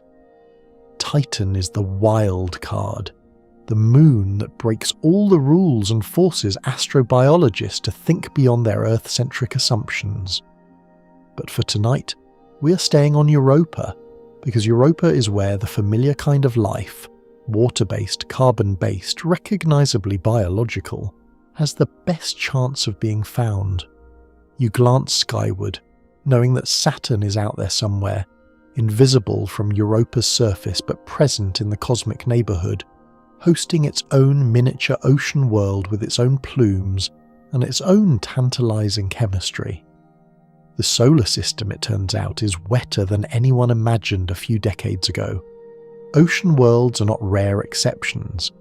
They might be the most common habitable environments in the galaxy. Europa and Enceladus are just the ones we happen to know about because they orbit planets close enough for our spacecraft to visit. How many more are out there, around other stars in other systems, hiding oceans under ice, keeping their secrets in the dark? The numbers could be enormous. Some estimates suggest that ice-covered ocean worlds may outnumber rocky, Earth-like planets with surface water by a factor of 10 or even 100 across the Milky Way. If that is true, the typical habitat for life in the universe might not be a sun-drenched beach or a temperate forest. It might be a dark ocean under a shell of ice, warmed by tidal forces, lit by nothing but the occasional bioluminescent glow. Europa and Enceladus are not oddities. They might be the norm, and every one of them is asking the same question that Europa asks: is anyone home? The spacecraft that told us most of what we know about Europa was not designed for Europa at all. The Galileo mission, launched by NASA in 1989 aboard the Space Shuttle Atlantis, was built to study Jupiter, the planet, the atmosphere, the magnetosphere, the whole enormous system. Europa was on the itinerary, certainly, but she was one of several targets, and the mission planners did not initially appreciate just how interesting she would turn out to be. By the time Galileo arrived at Jupiter in December 1995 and began its orbital tour, Europa had already been promoted from supporting character to scene stealer, and the mission was adjusted to give her more attention. Galileo's journey to Jupiter was not smooth. The spacecraft took 6 years to get there, using gravity assists from Venus and Earth to build up enough speed for the long haul to the outer solar system. Along the way, it suffered a critical equipment failure. Its high-gain antenna, a large umbrella-shaped dish designed to transmit data back to Earth at high speeds, failed to fully deploy. The ribs of the antenna stuck, probably because lubricant had dried out during years of storage before launch, and despite months of attempts to fix the problem, including heating the antenna by turning the spacecraft toward the sun, it never opened. This meant Galileo was stuck using its low-gain antenna, which transmitted data at a glacial rate compared to what had been planned. The data return from the entire mission was reduced by roughly a factor of 100. Images that should have taken seconds to transmit took hours. It was like trying to send high-definition video through a dial-up modem. And yet, even with this crippling limitation, Galileo revolutionized our understanding of Europa. The key findings came from multiple instruments. The magnetometer, as you already know, detected Europa's induced magnetic field, the signature of a conductive subsurface ocean responding to Jupiter's rotating magnetic field. The solid-state imaging camera captured the highest resolution pictures of Europa's surface ever taken, revealing the chaos terrain, the double ridges, the bands, and the startling lack of large impact craters in unprecedented detail. The near-infrared mapping spectrometer identified the spectral signatures of hydrated minerals and salts on the surface, hinting at the ocean's chemistry. And the radio science experiment which measured the subtle changes in Galileo's radio signal as it flew past Europa provided constraints on the moon's internal structure, confirming the layered model of an iron core, rocky mantle, and water ice outer shell. A mainstream historical fact, one of the most dramatic moments in Galileo's exploration of Europa came during a flyby in December 1997, when the spacecraft passed just 196 kilometers above the surface, close enough to see features as small as a few tens of meters. The images from that flyby included the iconic view of Connemara Chaos, which we walked through earlier, and the detection of icebergs, floating blocks of ice that had clearly broken free from the surrounding terrain and refrozen in new positions. Those icebergs were the strongest visual evidence yet that liquid water had been present at or very near the surface at some point in Europa's recent geological history. The image of Connemara Chaos became one of the most widely reproduced images in planetary science, appearing in textbooks, documentaries, and magazine covers. It was the picture that made Europa famous. Here's a quirky tidbit about Galileo's end. When the mission was finally over, in September 2003, NASA deliberately crashed the spacecraft into Jupiter's atmosphere. The reason was planetary protection. Galileo was running low on propellant, and there was a risk that an uncontrolled spacecraft might eventually drift into orbit around Europa and crash into the Moon's surface, potentially contaminating it with Earth microbes that had hitchhiked on the spacecraft. To prevent even the remote possibility of biological contamination, the mission controllers steered Galileo into Jupiter, where the intense heat and pressure of the gas giant's atmosphere destroyed the spacecraft completely. It was a responsible ending, but also a poignant one. The spacecraft that had revealed Europa's secrets was consumed by the very planet it had been sent to study. Galileo's discoveries at Europa did more than just advance science. They reshaped NASA's strategic priorities. Before Galileo, the outer solar system was considered interesting but not urgent from an astrobiology perspective. After Galileo, Europa leapfrogged to near the top of the list of places to search for extraterrestrial life. Decadal surveys, the documents that set priorities for NASA's planetary science program, began listing a Europa mission as a top objective. Congressional representatives with an interest in space science started pushing for funding. The scientific case was overwhelming. Europa had a confirmed ocean, a plausible energy source, and the right chemical ingredients. The missing piece was a dedicated mission, not a Jupiter orbiter that happened to fly past Europa a few times, but a spacecraft built from the ground, up to study Europa and answer the question of whether it was habitable. That mission took over 2 decades to materialize, held up by budget battles, technical challenges, and shifting political winds. Scientists still argue about whether the delay was justified, whether the money could have been found sooner, whether the technology was ready earlier, but the mission was eventually approved, built, and launched. You will hear about it very soon. For now, though, pause and appreciate what Galileo accomplished with a broken antenna and a fraction of the data it was supposed to return. The spacecraft was crippled but not blind, limited but not defeated, and the data it sent home, painstakingly, bit by bit through that tiny low-gain antenna, was enough to change the direction of astrobiology.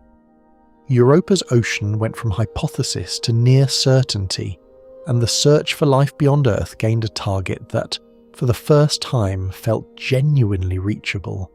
You keep walking, the ice creaking softly beneath you, and you think about the little spacecraft that circled Jupiter for 8 years, squinting at Europa through damaged eyes, and somehow seeing enough to start a revolution. There is a lesson in that, if you are the kind of person who looks for lessons in spacecraft. You do not need to be perfect to do extraordinary things. You do not need every system working, every antenna deployed, every instrument calibrated to factory specifications. Sometimes a broken machine with a clear purpose accomplishes more than a flawless one without direction. Galileo was proof that persistence and ingenuity can compensate for catastrophic failure, and that the universe will share its secrets with anyone stubborn enough to keep asking.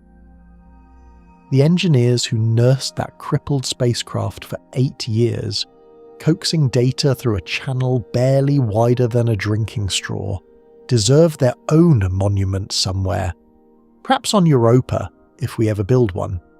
In December 2012, a team of astronomers pointed the Hubble Space Telescope at Europa and saw something that made them hold their breath. Faint wisps of ultraviolet light, visible only because they were silhouetted against Jupiter's bright disk, appeared to be rising from Europa's south polar region. The wisps were consistent with water vapor, molecules of H2O absorbing and re-emitting ultraviolet photons from the sun. If the interpretation was correct, Europa was venting water into space. Plumes, geysers, a direct pipeline from the ocean, or at least from a subsurface water reservoir, to the vacuum above the ice. The discovery, led by Lorenz Roth and published in 2014, was electrifying. If Europa had plumes like Enceladus, it would change everything about how we explore the Moon. Instead of drilling through kilometers of ice to reach the ocean, a spacecraft could simply fly through the plumes and sample the water directly, just as Cassini had done at Enceladus. The cost, the complexity, and the timeline for detecting signs of life would all shrink dramatically. It was the kind of finding that makes mission planners giddy and budget analysts nervous. But here is the thing.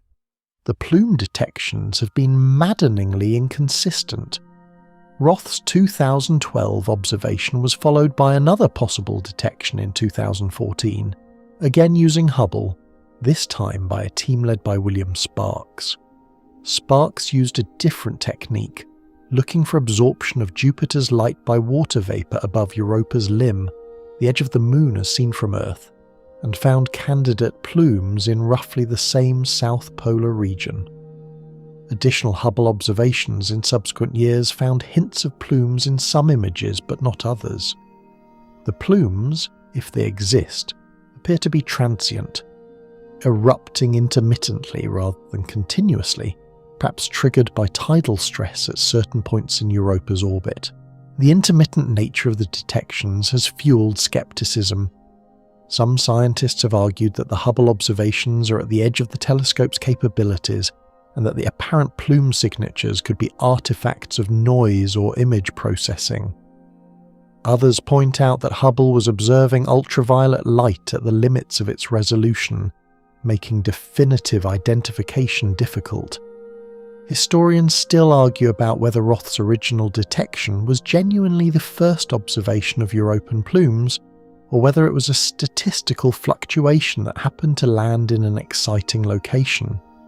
The debate is vigorous and ongoing, and it will probably not be settled until a spacecraft visits Europa and looks for the plumes up close.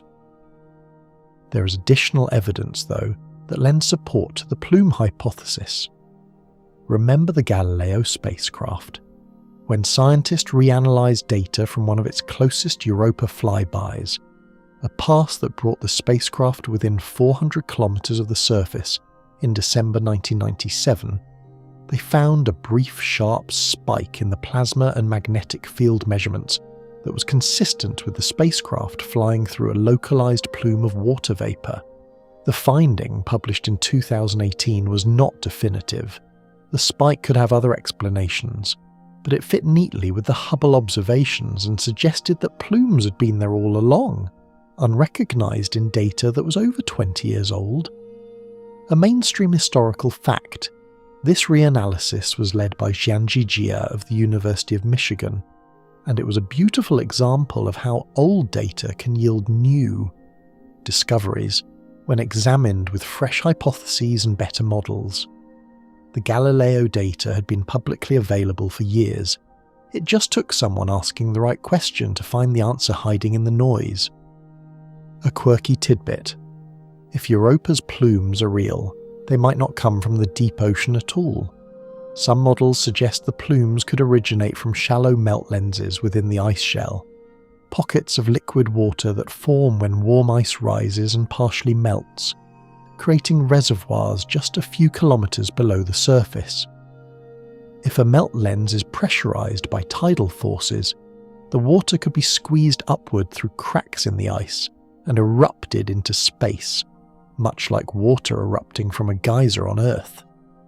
This matters because the chemistry of a shallow melt lens might be different from the chemistry of the deep ocean. A plume sample from a shallow lens would still be incredibly valuable. It would tell us about the composition of water within Europa's ice shell, but it might not directly represent the ocean where life is most likely to exist. Scientists will need to carefully interpret the composition of any plume material they sample, accounting for the possibility that it has been modified during its journey from deep ocean to shallow lens to surface eruption. The plumes, whether confirmed or tentative, have profoundly influenced mission design. The Europa Clipper spacecraft, which you will learn about next, was designed with the ability to fly through plumes if they are encountered during its flybys. Its instrument suite includes a mass spectrometer capable of analysing the composition of plume material in situ, identifying water, salts, organics, and potentially biosignatures in the icy grains and gas. If Clipper flies through a plume and finds something interesting, it could provide the first direct chemical analysis of material from Europa's interior, a sample returned not by a lander or a drill, but by the moon itself, generously venting its secrets into space for anyone clever enough to catch them. You stop walking and look up past Jupiter into the starfield above. Hubble is out there, or rather it was out there, orbiting Earth, its mirror polished to a precision measured in nanometers, its instruments peering across hundreds of millions of kilometers to catch the faintest ultraviolet whispers from this little moon. The plumes might be real, they might be ghosts, but the possibility alone has been enough to focus billions of dollars in spacecraft design and decades of scientific planning toward a single, audacious goal: flying through whatever Europa is exhaling and tasting it. That is either brilliant engineering or sheer scientific impatience. Probably both. There is something almost comically human about the whole thing. We see a faint smudge in an ultraviolet photograph taken from hundreds of millions of kilometers away, and our response is to build a $3 billion spacecraft to chase it. Other species might call that reckless. Humans call it Tuesday. The plumes, real or imagined, have given the search for life on Europa a shortcut that no one expected, and that shortcut has accelerated the timeline from someday maybe to this decade probably. Either way, the spacecraft is on its way, and you are about to meet it. On October 14th, 2024, a Falcon Heavy rocket lifted off from Launch Complex 39A at Kennedy Space Center in Florida, carrying the most ambitious ice moon mission ever conceived. The spacecraft on top was Europa Clipper, and its destination was Jupiter, specifically the frozen world beneath your feet. The launch was a long time coming. Europa Clipper had been in development for over a decade, surviving budget battles, design changes, congressional debates, and a last-minute scare about radiation damage to its transistors that threatened to delay the mission by years. But it launched, on time, and it is now on a 6-year cruise to the Jovian system, scheduled to arrive in 2030. Europa Clipper is not an orbiter of Europa. This is an important distinction. Orbiting Europa directly would expose the spacecraft to Jupiter's intense radiation belts on every single orbit, rapidly degrading its electronics and shortening its mission life. Instead, Clipper will orbit Jupiter on a wide looping trajectory that brings it close to Europa for brief flybys before swinging back out to a safer distance. Each flyby will last only a few hours, but during that window, the spacecraft will be close enough to Europa, sometimes within 25 kilometers of the surface, to collect an enormous amount of data. The mission plan calls for at least 49 close flybys over the course of roughly 4 years, each one targeting a different region of the Moon, to gradually build up a near-global map. It is a strategy borrowed from the Cassini mission, which used repeated flybys of Titan and Enceladus to enormous scientific effect. The instrument suite on Europa Clipper reads like a wish list drafted by every Europa scientist who has spent the past 3 decades waiting for this mission. There are 9 instruments in total. The Europa imaging system is a pair of cameras, one wide-angle, one narrow-angle, that will photograph the surface at resolutions down to 0.5 meter per pixel, revealing details 10 times finer than anything Galileo captured. The mapping imaging spectrometer for Europa will map the surface composition, identifying salts, organics, and other materials with far greater precision than Hubble or Galileo could achieve. The Europa Thermal Emission Imaging System will measure surface temperatures, looking for warm spots that might indicate recent geological activity or thin ice overlying shallow water. The ice-penetrating radar, officially called the Radar for Europa Assessment and Sounding, Ocean to Near Surface, or REASON, is arguably the most exciting instrument on the spacecraft. It will use radio waves to peer through Europa's ice shell, potentially imaging the ocean itself and any melt lenses or water pockets within the ice. This is the instrument that could settle the thin ice versus thick ice debate once and for all. If the ocean is shallow enough, REASON might detect its upper surface as a radar reflection, giving us the first direct measurement of the ice shell's thickness. A mainstream historical fact, ice-penetrating radar has been used successfully on Mars, where the Sharad and Marsis instruments on NASA's Mars Reconnaissance Orbiter and ESA's Mars Express detected subsurface ice deposits and even a controversial liquid water lake beneath the Martian South Pole. Adapting this technology for Europa was a natural next step, though the radiation environment at Jupiter makes it considerably more challenging. Europa Clipper also carries a magnetometer to refine measurements of the induced magnetic field, confirming and characterizing the ocean in far more detail than Galileo's instruments could, and a gravity science experiment that will use Doppler measurements of the spacecraft's radio signal to map Europa's internal mass distribution. Together, these instruments will tell us the ocean's depth, salinity, and possibly even its temperature profile. The Surface Dust Analyzer, or SUDA, is designed to catch and analyze tiny particles of ice and dust, lofted from Europa's surface by micrometeorite impacts, or if they exist, plumes.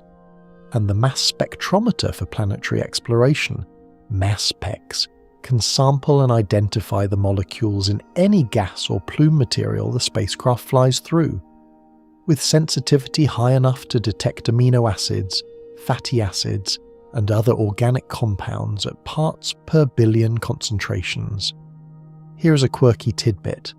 Europa Clipper's massive solar panels span over 30 meters from tip to tip, making it one of the largest spacecraft NASA has ever built for a planetary mission.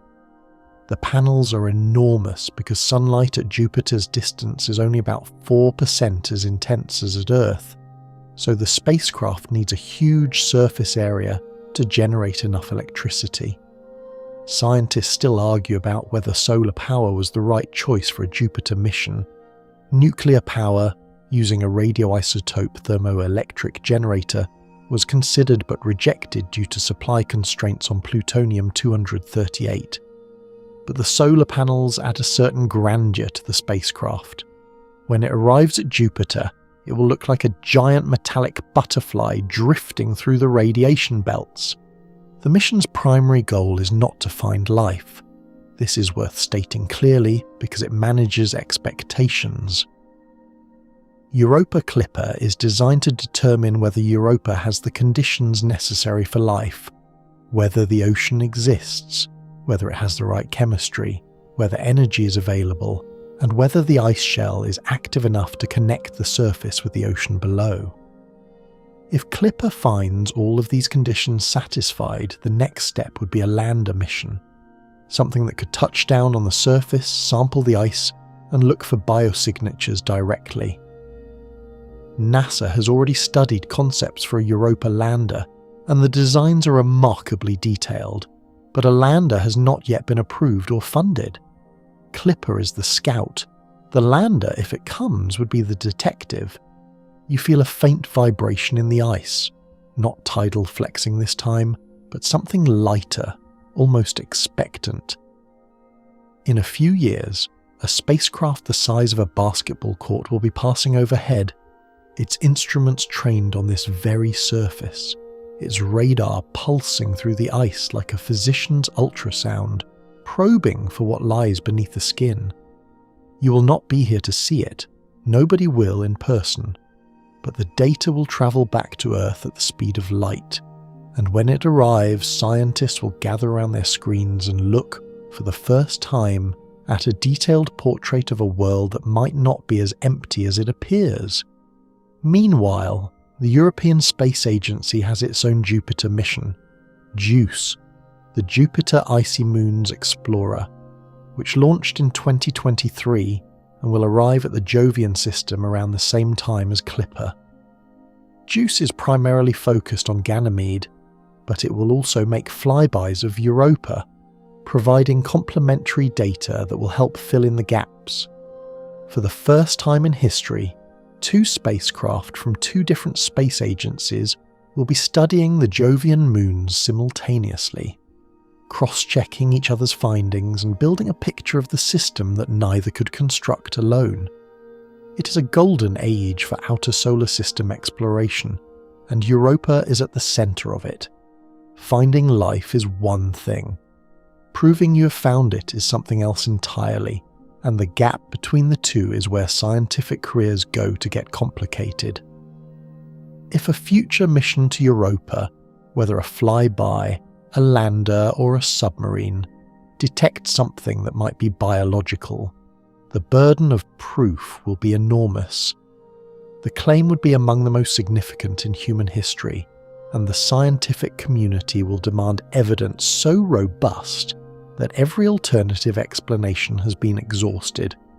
So how do you detect life on a moon you can barely reach, in an ocean you cannot see, under ice you cannot easily penetrate? The answer involves biosignatures, measurable indicators of biological activity that can be distinguished, at least in principle, from non-biological processes. Biosignatures come in many flavours, and no single one is definitive on its own. The strongest case for life would involve multiple independent biosignatures that all point in the same direction, creating a web of evidence too coherent to be explained by chemistry alone. The first and most straightforward type of biosignature is the detection of specific organic molecules.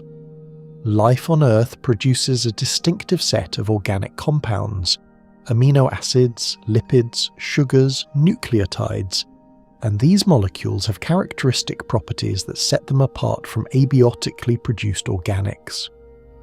Amino acids, for example, come in 2 mirror image forms, called left-handed and right-handed, like a pair of gloves.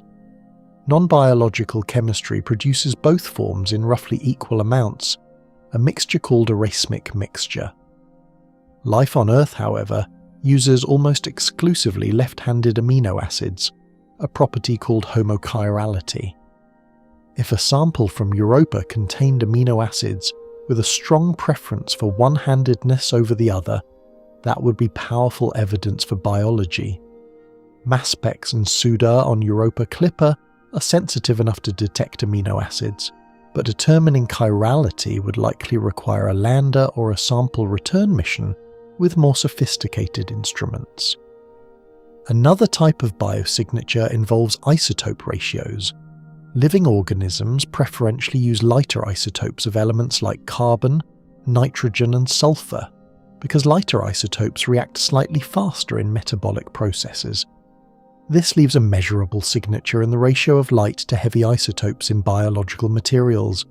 For example, organic carbon produced by photosynthesis or chemosynthesis on Earth is enriched in carbon-12 relative to carbon-13, compared to the inorganic carbon in the environment. If material from Europa's ocean showed a similar isotopic fractionation, it would suggest that biological processes were at work. Measuring isotope ratios requires precise mass spectrometry, which is within the capability of instruments currently being developed for future Europa missions. A mainstream historical fact, the challenge of proving extraterrestrial life has a cautionary precedent. In 1996, a team led by David McKay at NASA's Johnson Space Center announced that a Martian meteorite, ALH 84001, contained evidence of ancient microbial life from Mars. The evidence included tiny structures that resembled fossilized bacteria, mineral grains that can be produced by biological processes, and organic molecules called polycyclic aromatic hydrocarbons. The announcement made global headlines. President Clinton held a press conference about it, but the scientific community quickly pushed back. Alternative, non-biological explanations were proposed for every piece of evidence, and over the following years the consensus shifted toward the view that the meteorite's features were more likely produced by inorganic chemistry. The ALH 84001 affair taught the astrobiology community a painful lesson. Extraordinary claims require extraordinary evidence, and any single biosignature can usually be explained away by a sufficiently creative chemist. Here is a quirky tidbit. One proposed biosignature that is particularly difficult to fake is the presence of complex information-bearing polymers, long-chain molecules that encode information in the sequence of their subunits, the way DNA encodes information in the sequence of its nucleotide bases. Non-biological chemistry can produce simple polymers, but the odds of producing a long, information-rich polymer by chance are astronomically low. If a sample from Europa contained something resembling a nucleic acid, a molecule with a backbone and a sequence of attached units carrying information, that would be extremely hard to explain without invoking biology. Of course, detecting such a molecule would require getting a sample from the ocean and analysing it at the molecular level, which is a technical challenge far beyond what Europa Clipper can accomplish. But future missions, landers, melt probes, or even autonomous submarines might carry the instruments needed to look for information-bearing polymers in European water. Scientists still argue about which biosignatures should be prioritised and how much evidence is enough. Some advocate a conservative approach, demand multiple independent lines of evidence before making any claims. Others worry that being too conservative could cause us to miss genuine signs of life, because we dismiss them as noise. The debate echoes a broad attention in science between type 1 errors, claiming to have found something when you have not, and type 2 errors, failing to recognise something real because your standards were too strict. In the context of Europa, the stakes for both types of error are enormous. A false positive would erode public trust in science and waste resources on a phantom. A false negative might mean missing the greatest discovery in human history because a committee decided the data were not clean enough. There's also the question of what we might not recognise. All of our biosignature frameworks are based on life as we know it, carbon-based, water-dependent, using the same basic biochemistry as everything on Earth. If European life uses a different biochemistry, different building blocks, different metabolic pathways, different information storage molecules, we might not recognise it even if it were sitting in front of us. This is the problem of weird life, and it haunts astrobiology like a ghost at the feast. How do you search for something when you do not know what it looks like? One approach is to look for thermodynamic disequilibrium, chemical mixtures that should not exist in their current state without an energy input mechanism, which is what life provides. Another is to look for molecular complexity that exceeds what non-biological chemistry can produce. Both approaches are promising but imperfect, and the challenge of detecting truly alien life remains one of the hardest problems in science. You stare at the ice and wonder, if something is alive down there, does it care whether we can detect it? Probably not. Life, in all its forms, is busy living, not advertising. The burden of proof is ours alone. And that burden is heavy, heavier than you might think because the stakes cut both ways. Announce life on Europa prematurely, and you erode public trust in science for a generation. Miss the signal because your standards were too conservative, and you walk away from the most important discovery ever made because a data point did not quite reach a significance threshold. Remember that crocodile dung sunscreen fact from history. Wait, wrong script. Remember the ALH 84001 debacle though. That meteorite taught the entire field to measure twice and announce once, and the lesson still stings. Before we send anything to Europa's surface, there is a problem we need to solve, and it is the kind of problem that keeps mission planners awake at 3 a.m. Contamination. Not contamination of our instruments by Europa's environment, though that is a concern too, but contamination of Europa by us. Earth is teeming with microbial life. Our spacecraft, no matter how carefully assembled, carry hitchhikers, bacteria, archaea, fungal spores, and hardy microbial communities that cling to surfaces, nestle in crevices, and resist the vacuum and radiation of space with disturbing tenacity. If a spacecraft carrying Earth microbes were to crash onto Europa's surface, or if a lander were to melt through the ice and deliver terrestrial organisms to the ocean below, the consequences could be catastrophic for science. We might contaminate an alien biosphere before we ever had a chance to study it, or we might introduce Earth life that would later be mistaken for native Europan organisms, leading to a false positive that would take decades to unravel. This is the domain of planetary protection, a set of international guidelines managed under the auspices of the Committee on Space Research, or COSPAR, that govern how spacecraft are built, sterilized and operated to minimize the risk of biological contamination. Planetary protection has been a consideration since the early days of space exploration. The Outer Space Treaty of 1967 specifically mentions the obligation to avoid harmful contamination of celestial bodies. But for most of the space age, the primary concern was Mars.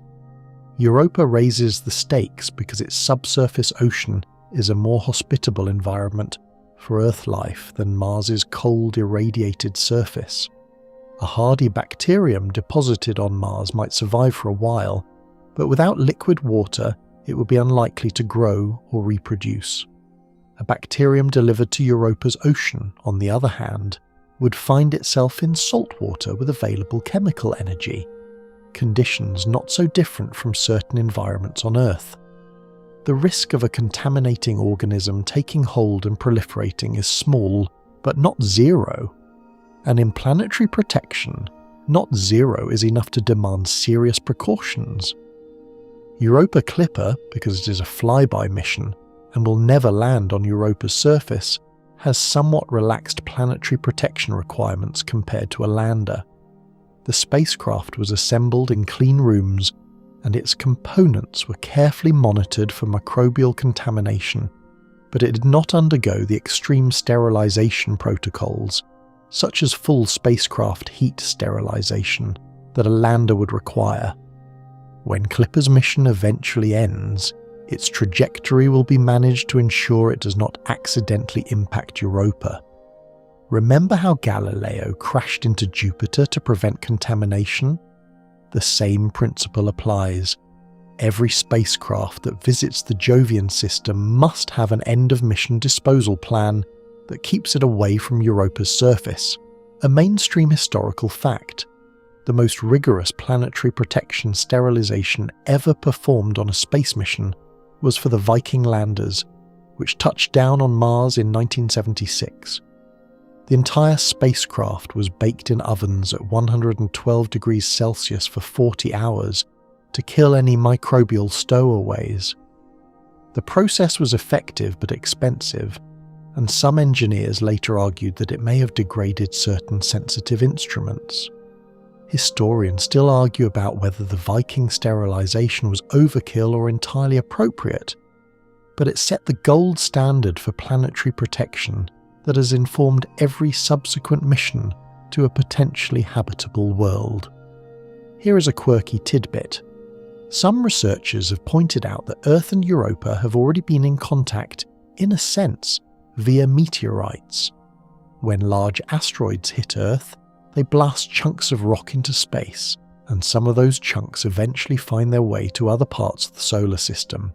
It is theoretically possible, though the probability is very low, that a piece of Earth rock carrying viable microorganisms could have reached Europa at some point in the last 4 billion years. If so, there might already be Earth-derived life in Europa's ocean, seeded by natural processes long before humans built their first spacecraft. This is the panspermia hypothesis applied to the Jovian system, and while most scientists consider it highly unlikely, it cannot be completely ruled out. If we do find life on Europa, and it turns out to share biochemistry with Earth life, using the same amino acids, the same genetic code, the same basic metabolic pathways, we would face a profoundly difficult question. Did life arise independently on two worlds, converging on the same solution? Or did one world seed the other? And if so, which was the parent and which was the child? The contamination dilemma also has an ethical dimension that extends beyond science. If Europa's ocean hosts a biosphere, even a simple one consisting only of microbial organisms, do we have a moral obligation to leave it alone? Some ethicists argue that we do, that contaminating an alien ecosystem would be an act of ecological vandalism comparable to introducing invasive species on Earth, with potentially irreversible consequences. Others argue that the scientific value of exploring Europa far outweighs the contamination risk, especially if proper precautions are taken.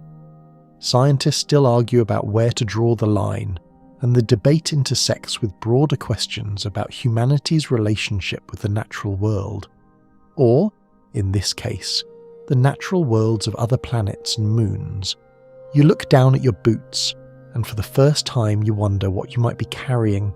In the crevices of your suit, in the folds of your gloves, in the fibers of the insulation, there are microbes. Billions of them. You're not just a visitor to this world, you're an ecosystem in yourself, a walking colony of trillions of bacteria that have accompanied you across hundreds of millions of kilometers without being asked. The ice beneath you is pristine, 4.5 billion years of sterile frozen water, never touched by carbon-based chemistry, never warmed by the metabolism of a single cell. Or is it? That is the question. And the terrible irony of contamination is that if we are careless, we might destroy the answer before we ever find it. Think about it this way. Imagine finding a sealed room that has been closed for 4 billion years, and the first thing you do is sneeze all over it before checking whether anyone was already inside. That is, in essence, what unsterilized contact with Europa's ocean would be. An irreversible sneeze across an ancient, untouched world. The planetary protection community understands this, and their caution, however frustrating to impatient scientists, is rooted in a simple and powerful principle. You only get one chance to study a pristine biosphere. After contamination, the pristine state is gone forever, and no amount of subsequent analysis can fully undo the damage. You step more gingerly now. The ice does not notice, but you do. Close your eyes for a moment. Well, not literally, since you're navigating an alien ice field, but let your imagination drift downward, through the ice, through the kilometers of frozen silence, into the ocean below. What would you see? What could possibly live here, in a world without sunlight, without photosynthesis, without seasons or weather, or anything resembling the familiar surface environment of Earth? The honest answer is that nobody knows. But scientists, being an imaginative lot despite their reputation for caution, have spent decades speculating about what Europan life might look like, and the possibilities range from the mundane to the genuinely haunting. The most conservative prediction, and the one most scientists would bet money on, if betting were allowed in peer-reviewed journals, is that any life on Europa is microbial. Single-celled organisms, probably resembling bacteria or archaea, living in the water column or on the seafloor, metabolizing chemical energy from hydrothermal vents or serpentinization reactions. These organisms would be small, simple, and utterly unremarkable to look at. Just blobs of organic chemistry, indistinguishable from terrestrial microbes without molecular analysis. This is the safe prediction, because microbial life is by far the most common and most durable form of life on Earth. For more than 3 billion years, Earth's biosphere was exclusively microbial. Complex multicellular life, plants, animals, fungi, did not appear until roughly 600 million years ago, after billions of years of microbial evolution laid the groundwork. If Europa's ocean has been habitable for a similar duration, there has been enough time for complex life to evolve in principle, but there is no guarantee that it did. On Earth, the transition from single-celled to multicellular life appears to have happened only once, which suggests it might be difficult and unlikely. Then again, once might be enough. But let us indulge the more speculative scenario, because it is late, and speculation is the dessert course of science. If Europa's ocean does harbour multicellular organisms, what might they look like? The constraints of the environment provide some clues. There is no light, so Europan creatures would not have eyes in any recognisable sense, unless they evolved bioluminescence, the ability to produce their own light, which is extraordinarily common in Earth's deep oceans. Over 90% of organisms in the deep sea are bioluminescent, using chemical reactions to generate flashes, glows, and pulses of light for communication, predation, camouflage, and mating. If Europan organisms evolved bioluminescence, the ocean beneath the ice might not be pitch black after all. It might glow, faintly, intermittently, in colours we can only guess at, a living light show witnessed by no one, playing out in the dark for millions of years. A mainstream historical fact, the study of bioluminescence has a long and colourful history on Earth. The phenomenon was first described in scientific literature by the ancient Greeks. Aristotle noted the glow of dead fish and decaying wood, but the chemistry was not understood until the 20th century, when researchers like E. Newton Harvey and later Osamu Shimomura isolated the molecules responsible. Shimomura's work on green fluorescent protein, or GFP, earned him a share of the Nobel Prize in Chemistry in 2008 and provided a tool that has revolutionized molecular biology. The point is that bioluminescence is not exotic or rare. It is one of the most successful evolutionary innovations on Earth, and there is no reason it could not evolve independently on Europa. Here is a quirky tidbit that ventures into genuine speculation. Some researchers have imagined Europan organisms adapted to the underside of the ice shell, living in the boundary layer where the ocean meets ice. On Earth, a similar ecological niche exists in sea ice. Communities of algae, bacteria, and small invertebrates live in brine channels within Arctic and Antarctic ice, forming a thriving ecosystem in what seems like an impossible habitat.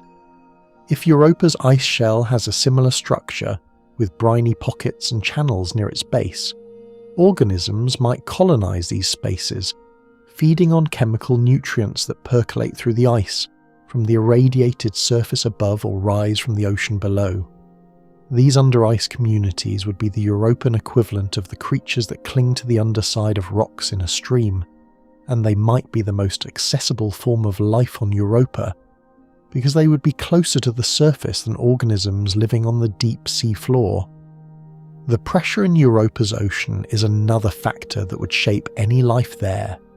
Depending on the ocean's depth, the pressure at the seafloor could range from roughly 100 to over 200 atmospheres, comparable to the pressure at the bottom of Earth's deep oceans. On Earth, organisms at these pressures are called piezophiles, and they include bacteria, worms, crustaceans and fish, adapted to the crushing conditions of the abyss. The deepest living fish on Earth, a snailfish filmed at over 8,000 meters in the Mariana Trench, has a body made of soft, gelatinous tissue that resists compression. Europan organisms, if they exist at depth, might be similarly soft-bodied, no bones, no hard shells, just flexible tissue that flows with the pressure rather than resisting it. Imagine creatures that look more like jellyfish than like fish, translucent, undulating, drifting through the dark water in slow motion, their bodies lit from within by bioluminescent chemistry. Scientists still argue about whether speculating about Europan macrofauna is scientifically productive or just science fiction with better vocabulary. The critics have a point. We have zero evidence for any life on Europa, let alone multicellular organisms, and letting imagination run too far ahead of data is a recipe for disappointment. But the defenders of speculation argue that imagining what might be there helps guide mission design. If you think under-ice communities are possible, you design instruments that can look for them. If you think bioluminescence might occur, you include cameras sensitive to faint light. Speculation, in this view, is not idle daydreaming.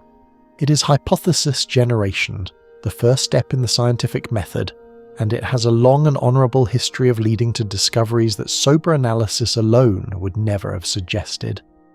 You peer through the ice as if you might see something. You cannot, of course. But the image stays with you. A dark ocean, softly glowing, inhabited by creatures so different from anything on Earth that they would redefine what it means to be alive. It is a beautiful thought. Whether it is true is a question for the future. But beauty and truth, as the poet said, are sometimes the same thing. And even if the most exotic speculation turns out to be wrong, even if Europa's ocean is lifeless, or if its only inhabitants are microscopic blobs indistinguishable from pond scum, the act of imagining was not wasted. Imagination is how we design the instruments that will look. It is how we decide where to point them and what to search for. Every speculative scenario, no matter how fanciful, generates a testable prediction, and testable predictions are the currency of science. What would it mean? Suppose a future mission to Europa, a lander, a melt probe, a submarine, descends through the ice, enters the ocean and finds life. Not a false alarm, not an ambiguous chemical signature that could be interpreted either way, but genuine, unequivocal, independently originated life. A second Genesis. What happens next? How does the discovery change us, not just as scientists but as a species? The first and most immediate impact would be on biology. Right now, biology is the study of one example, Earth life. Every organism we have ever studied shares the same fundamental biochemistry, the same DNA, the same amino acids, the same metabolic pathways, the same genetic code. We have exactly one data point for what life is, which makes it impossible to distinguish the universal features of biology from the particular quirks of Earth's history. Finding a second example of life, especially one that arose independently, would let us compare. Which features are universal? Which are contingent? Is DNA the only way to store genetic information, or are there alternatives? Are the 20 amino acids used by Earth life the only set that works, or could a different set function equally well? These questions are unanswerable with one data point. With two, they become tractable. Europan life, even if it were nothing more than a simple microbe, would double the sample size of known biology from 1 to 2, and that doubling would be the most information-rich scientific event in history. The philosophical implications would be equally profound. For most of human history, we've assumed, or hoped, or feared that we are alone. The idea that life is unique to Earth is deeply embedded in many religious traditions, which place humanity at the centre of creation, specially made by a divine creator for a divine purpose. Finding life on Europa would not necessarily contradict these traditions. Theologians have been preparing for this possibility for decades, and many have argued that a creator who made life on one world could easily have made it on others, but it would force a reckoning. The narrative of human specialness, of cosmic privilege would need to be revised. We would no longer be the only living things in the universe. We would be one branch of a larger phenomenon, one expression of a tendency that the cosmos has for producing life wherever conditions permit. That is a humbling thought, and also a thrilling one. A mainstream historical fact. The theological implications of extraterrestrial life have been discussed seriously by religious thinkers for centuries. In the 14th century, the French bishop Nicole Oresme speculated about the possibility of other inhabited worlds. In the 17th century, the Dutch physicist Christian Huygens wrote a book called Cosmotheoros, in which he argued that other planets likely harboured living beings. In the 20th century, the Vatican Observatory has hosted multiple conferences on astrobiology, and several Jesuit astronomers have expressed openness to the idea that life might exist elsewhere.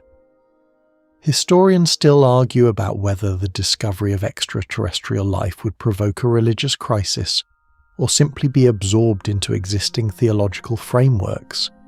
But the evidence from history suggests that religious thought is more adaptable than its critics sometimes assume. Here's a quirky tidbit. In 2008, the Vatican's chief astronomer, José Gabriel Funes, gave an interview in which he stated that believing in extraterrestrial life does not contradict faith in God, and that aliens could even be considered our brothers. The interview was published in the Vatican's official newspaper, L'Osservatore Romano, and it was widely interpreted as the Catholic Church preparing its congregation for the possibility that we are not alone. Whether this was strategic foresight or just an astronomer speaking his mind is a matter of, you guessed it, debate. But the very fact that the Vatican felt the need to address the question publicly tells you something about the cultural gravity of the issue. Extraterrestrial life is not just a scientific curiosity. It is a philosophical earthquake waiting to happen, and institutions that have been around for 2,000 years can feel the tremors. Beyond religion, the discovery would reshape how we think about the origin of life itself. Right now, the origin of life on Earth remains one of science's deepest unsolved problems. We know it happened at least once, about 4 billion years ago, but we do not know how. Was it a chemical inevitability? A process so likely that it will happen on any world with the right conditions? Or was it a freakish accident, a 1 in a trillion convergence of circumstances that will never be repeated? A second genesis on Europa would strongly favour the first interpretation. It would mean that the universe is not merely tolerant of life, but inclined toward it. That the laws of chemistry and physics naturally funnel matter towards self-organisation, replication, and evolution wherever the conditions allow. That insight alone would be worth every dollar spent on every mission that ever flew. The impact on science policy and funding would be immediate and dramatic. A confirmed discovery of life on Europa would make the case for a follow-up mission virtually airtight. Governments that have historically been reluctant to fund expensive space missions would face enormous public pressure to continue exploration. The scientific community would pivot to studying the new life form with every tool at its disposal, and entirely new fields of research, comparative biology, exobiology, alien ecology, would spring into existence overnight. The discovery would also energize the search for life on other ocean worlds. Enceladus, Titan, Ganymede, and perhaps dozens of other icy moons throughout the solar system and beyond. If life can arise independently on 2 worlds in the same solar system, the universe is almost certainly teeming with it, and the search for habitable exoplanets would take on a new urgency. But perhaps the most profound impact would be personal. You, me, everyone watching this video at 2 a.m, half asleep, thinking about a frozen moon orbiting a gas giant. The knowledge that we are not alone, that life is not a one-time accident but a feature of the universe, would change the way we see ourselves. It would not solve our problems, It would not end war or poverty or climate change. But it would shift the context in which we understand those problems. We are not fighting over the only inhabited rock in the cosmos. We are one living world among many, and the challenges we face are not the struggles of the universe's sole conscious inhabitants, but the growing pains of one species on one planet in a galaxy that is, apparently, in the business of making life. You stand on the ice, and for the first time tonight you do not feel alone. Not because something has stirred beneath your feet.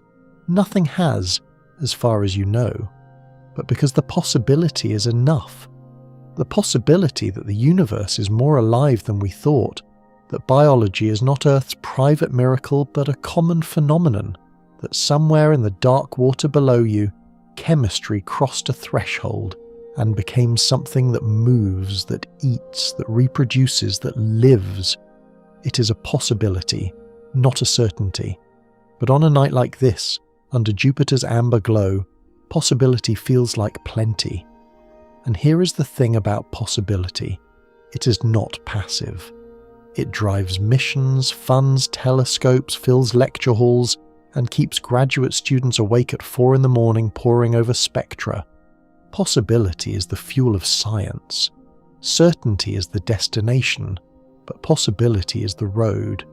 And right now, that road runs directly through the ice beneath your feet, downward into the dark, toward an ocean that may or may not hold the answer to the oldest question our species has ever asked.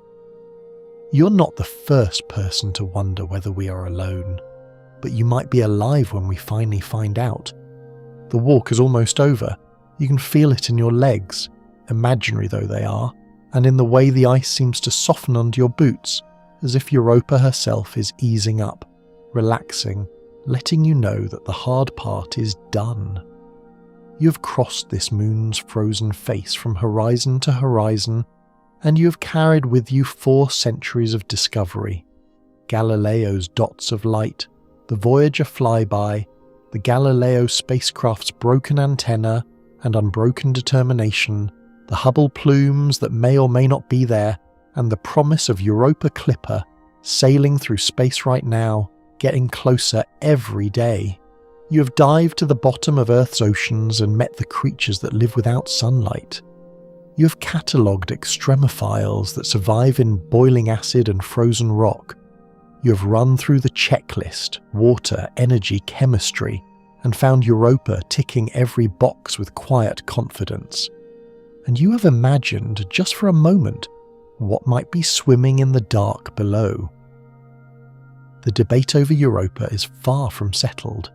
Scientists still argue about the thickness of the ice, the composition of the ocean, the presence or absence of plumes, the likelihood that life could originate independently in such an environment. These are not small disagreements. They are fundamental questions about the nature of life and the habitability of the universe, and they will not be resolved by argument alone. They will be resolved by data, by the radar pulses of Europa Clipper penetrating the ice, by the mass spectrometer tasting the plume material, by the cameras revealing surface details we have never seen, and perhaps, years from now, by a lander sitting on the ice, drilling downward, sending back measurements that will either confirm our wildest hopes or teach us that nature is more parsimonious with life than we imagined. Either answer would be profound. Either answer would be worth the journey. A mainstream historical fact for the road. Carl Sagan, the astronomer who did more than anyone to popularize the search for extraterrestrial life, once wrote that somewhere, something incredible is waiting to be known. Sagan died in 1996, 3 years before Galileo confirmed Europa's induced magnetic field, the strongest evidence yet for the ocean. He never saw the Hubble plume detections, never heard about the Enceladus geysers, never witnessed the launch of Europa Clipper. But his words feel like a prophecy aimed directly at this moon, this ice, this ocean. Historians still argue about whether Sagan was an optimist about extraterrestrial life because the evidence supported it, or because his temperament demanded it, but the distinction hardly matters now. The evidence has caught up with the optimism, and Europa is the place where the two converge. Here is one last quirky tidbit, a strange little fact to take with you into sleep. Europa's surface is so reflective, it bounces back about 67% of the sunlight that hits it, that it is one of the brightest objects in the Jovian system. If you were standing on Io and looking up, Europa would appear as a brilliant white star, brighter than Venus appears from Earth, a moon that might contain alien life, shining like a beacon in another world's sky. There is something poetic in that, and something deeply appropriate. Europa is not hiding.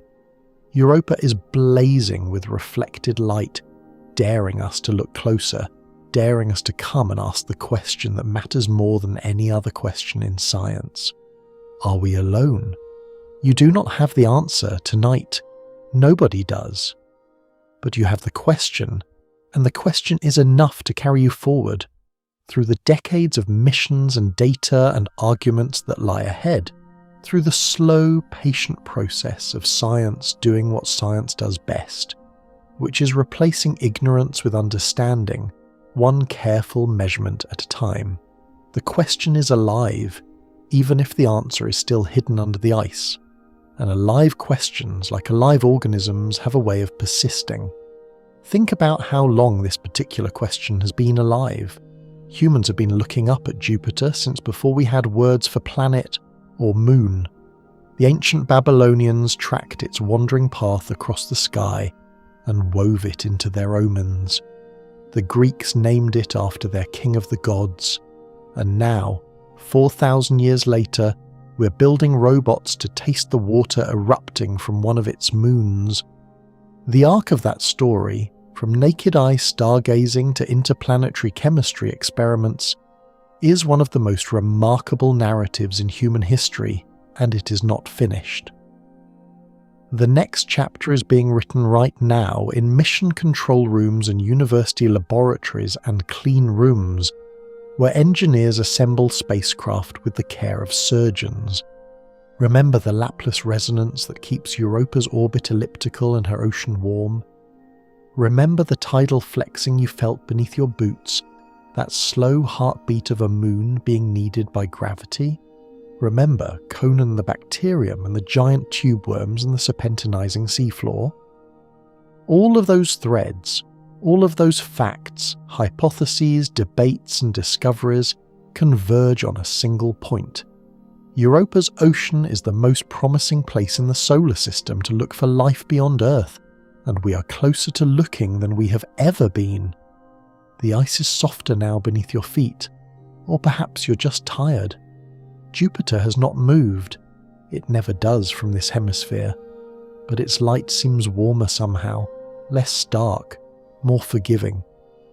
The cracks in the ice, which earlier seemed ominous, now look like the lines on a familiar face, character marks, evidence of a life lived, a history written in fractures and ridges and frozen salt. You slow your pace. The stars above are steady and countless, and among them somewhere are other suns with other planets and other moons, some of them with their own oceans under their own ice, asking their own version of the same question. The universe is vast and largely silent, but the silence is not empty. It is full of potential, full of chemistry doing what chemistry does when given enough time and enough water and enough energy. It is full of possibilities, and now your walk is truly ending. The horizon ahead has softened into a blur of pale blue and white, and the ice beneath you feels less like a surface and more like a blanket, thick and still and patient. You are tired. It is a good kind of tired. The kind that comes from travelling far, from asking big questions, from letting your mind wander across a moon that has been waiting 4.5 billion years for someone to wonder about it. Jupiter's glow is gentle now, almost amber, almost golden. washing over the ice like late afternoon sunlight through a curtain. The cracks and ridges that filled your vision earlier have smoothed into the distance, and the landscape is quiet. Europa is quiet. The deep ocean beneath you is quiet, holding its secrets the way a sleeping person holds a dream, loosely, warmly, without effort. You do not need to know the answer tonight. The question will be there in the morning, and the morning after that, and every morning until a spacecraft finally descends through this ice and looks. For now, there is only the soft crunch of frost under your boots, the slow rotation of Jupiter overhead, and the vast, gentle silence of a world that might not be as empty as it seems. Your eyes are heavy. Your breathing is slow. The stars above are not going anywhere, and neither is the ocean below. Let them keep their vigil. You have done your part tonight.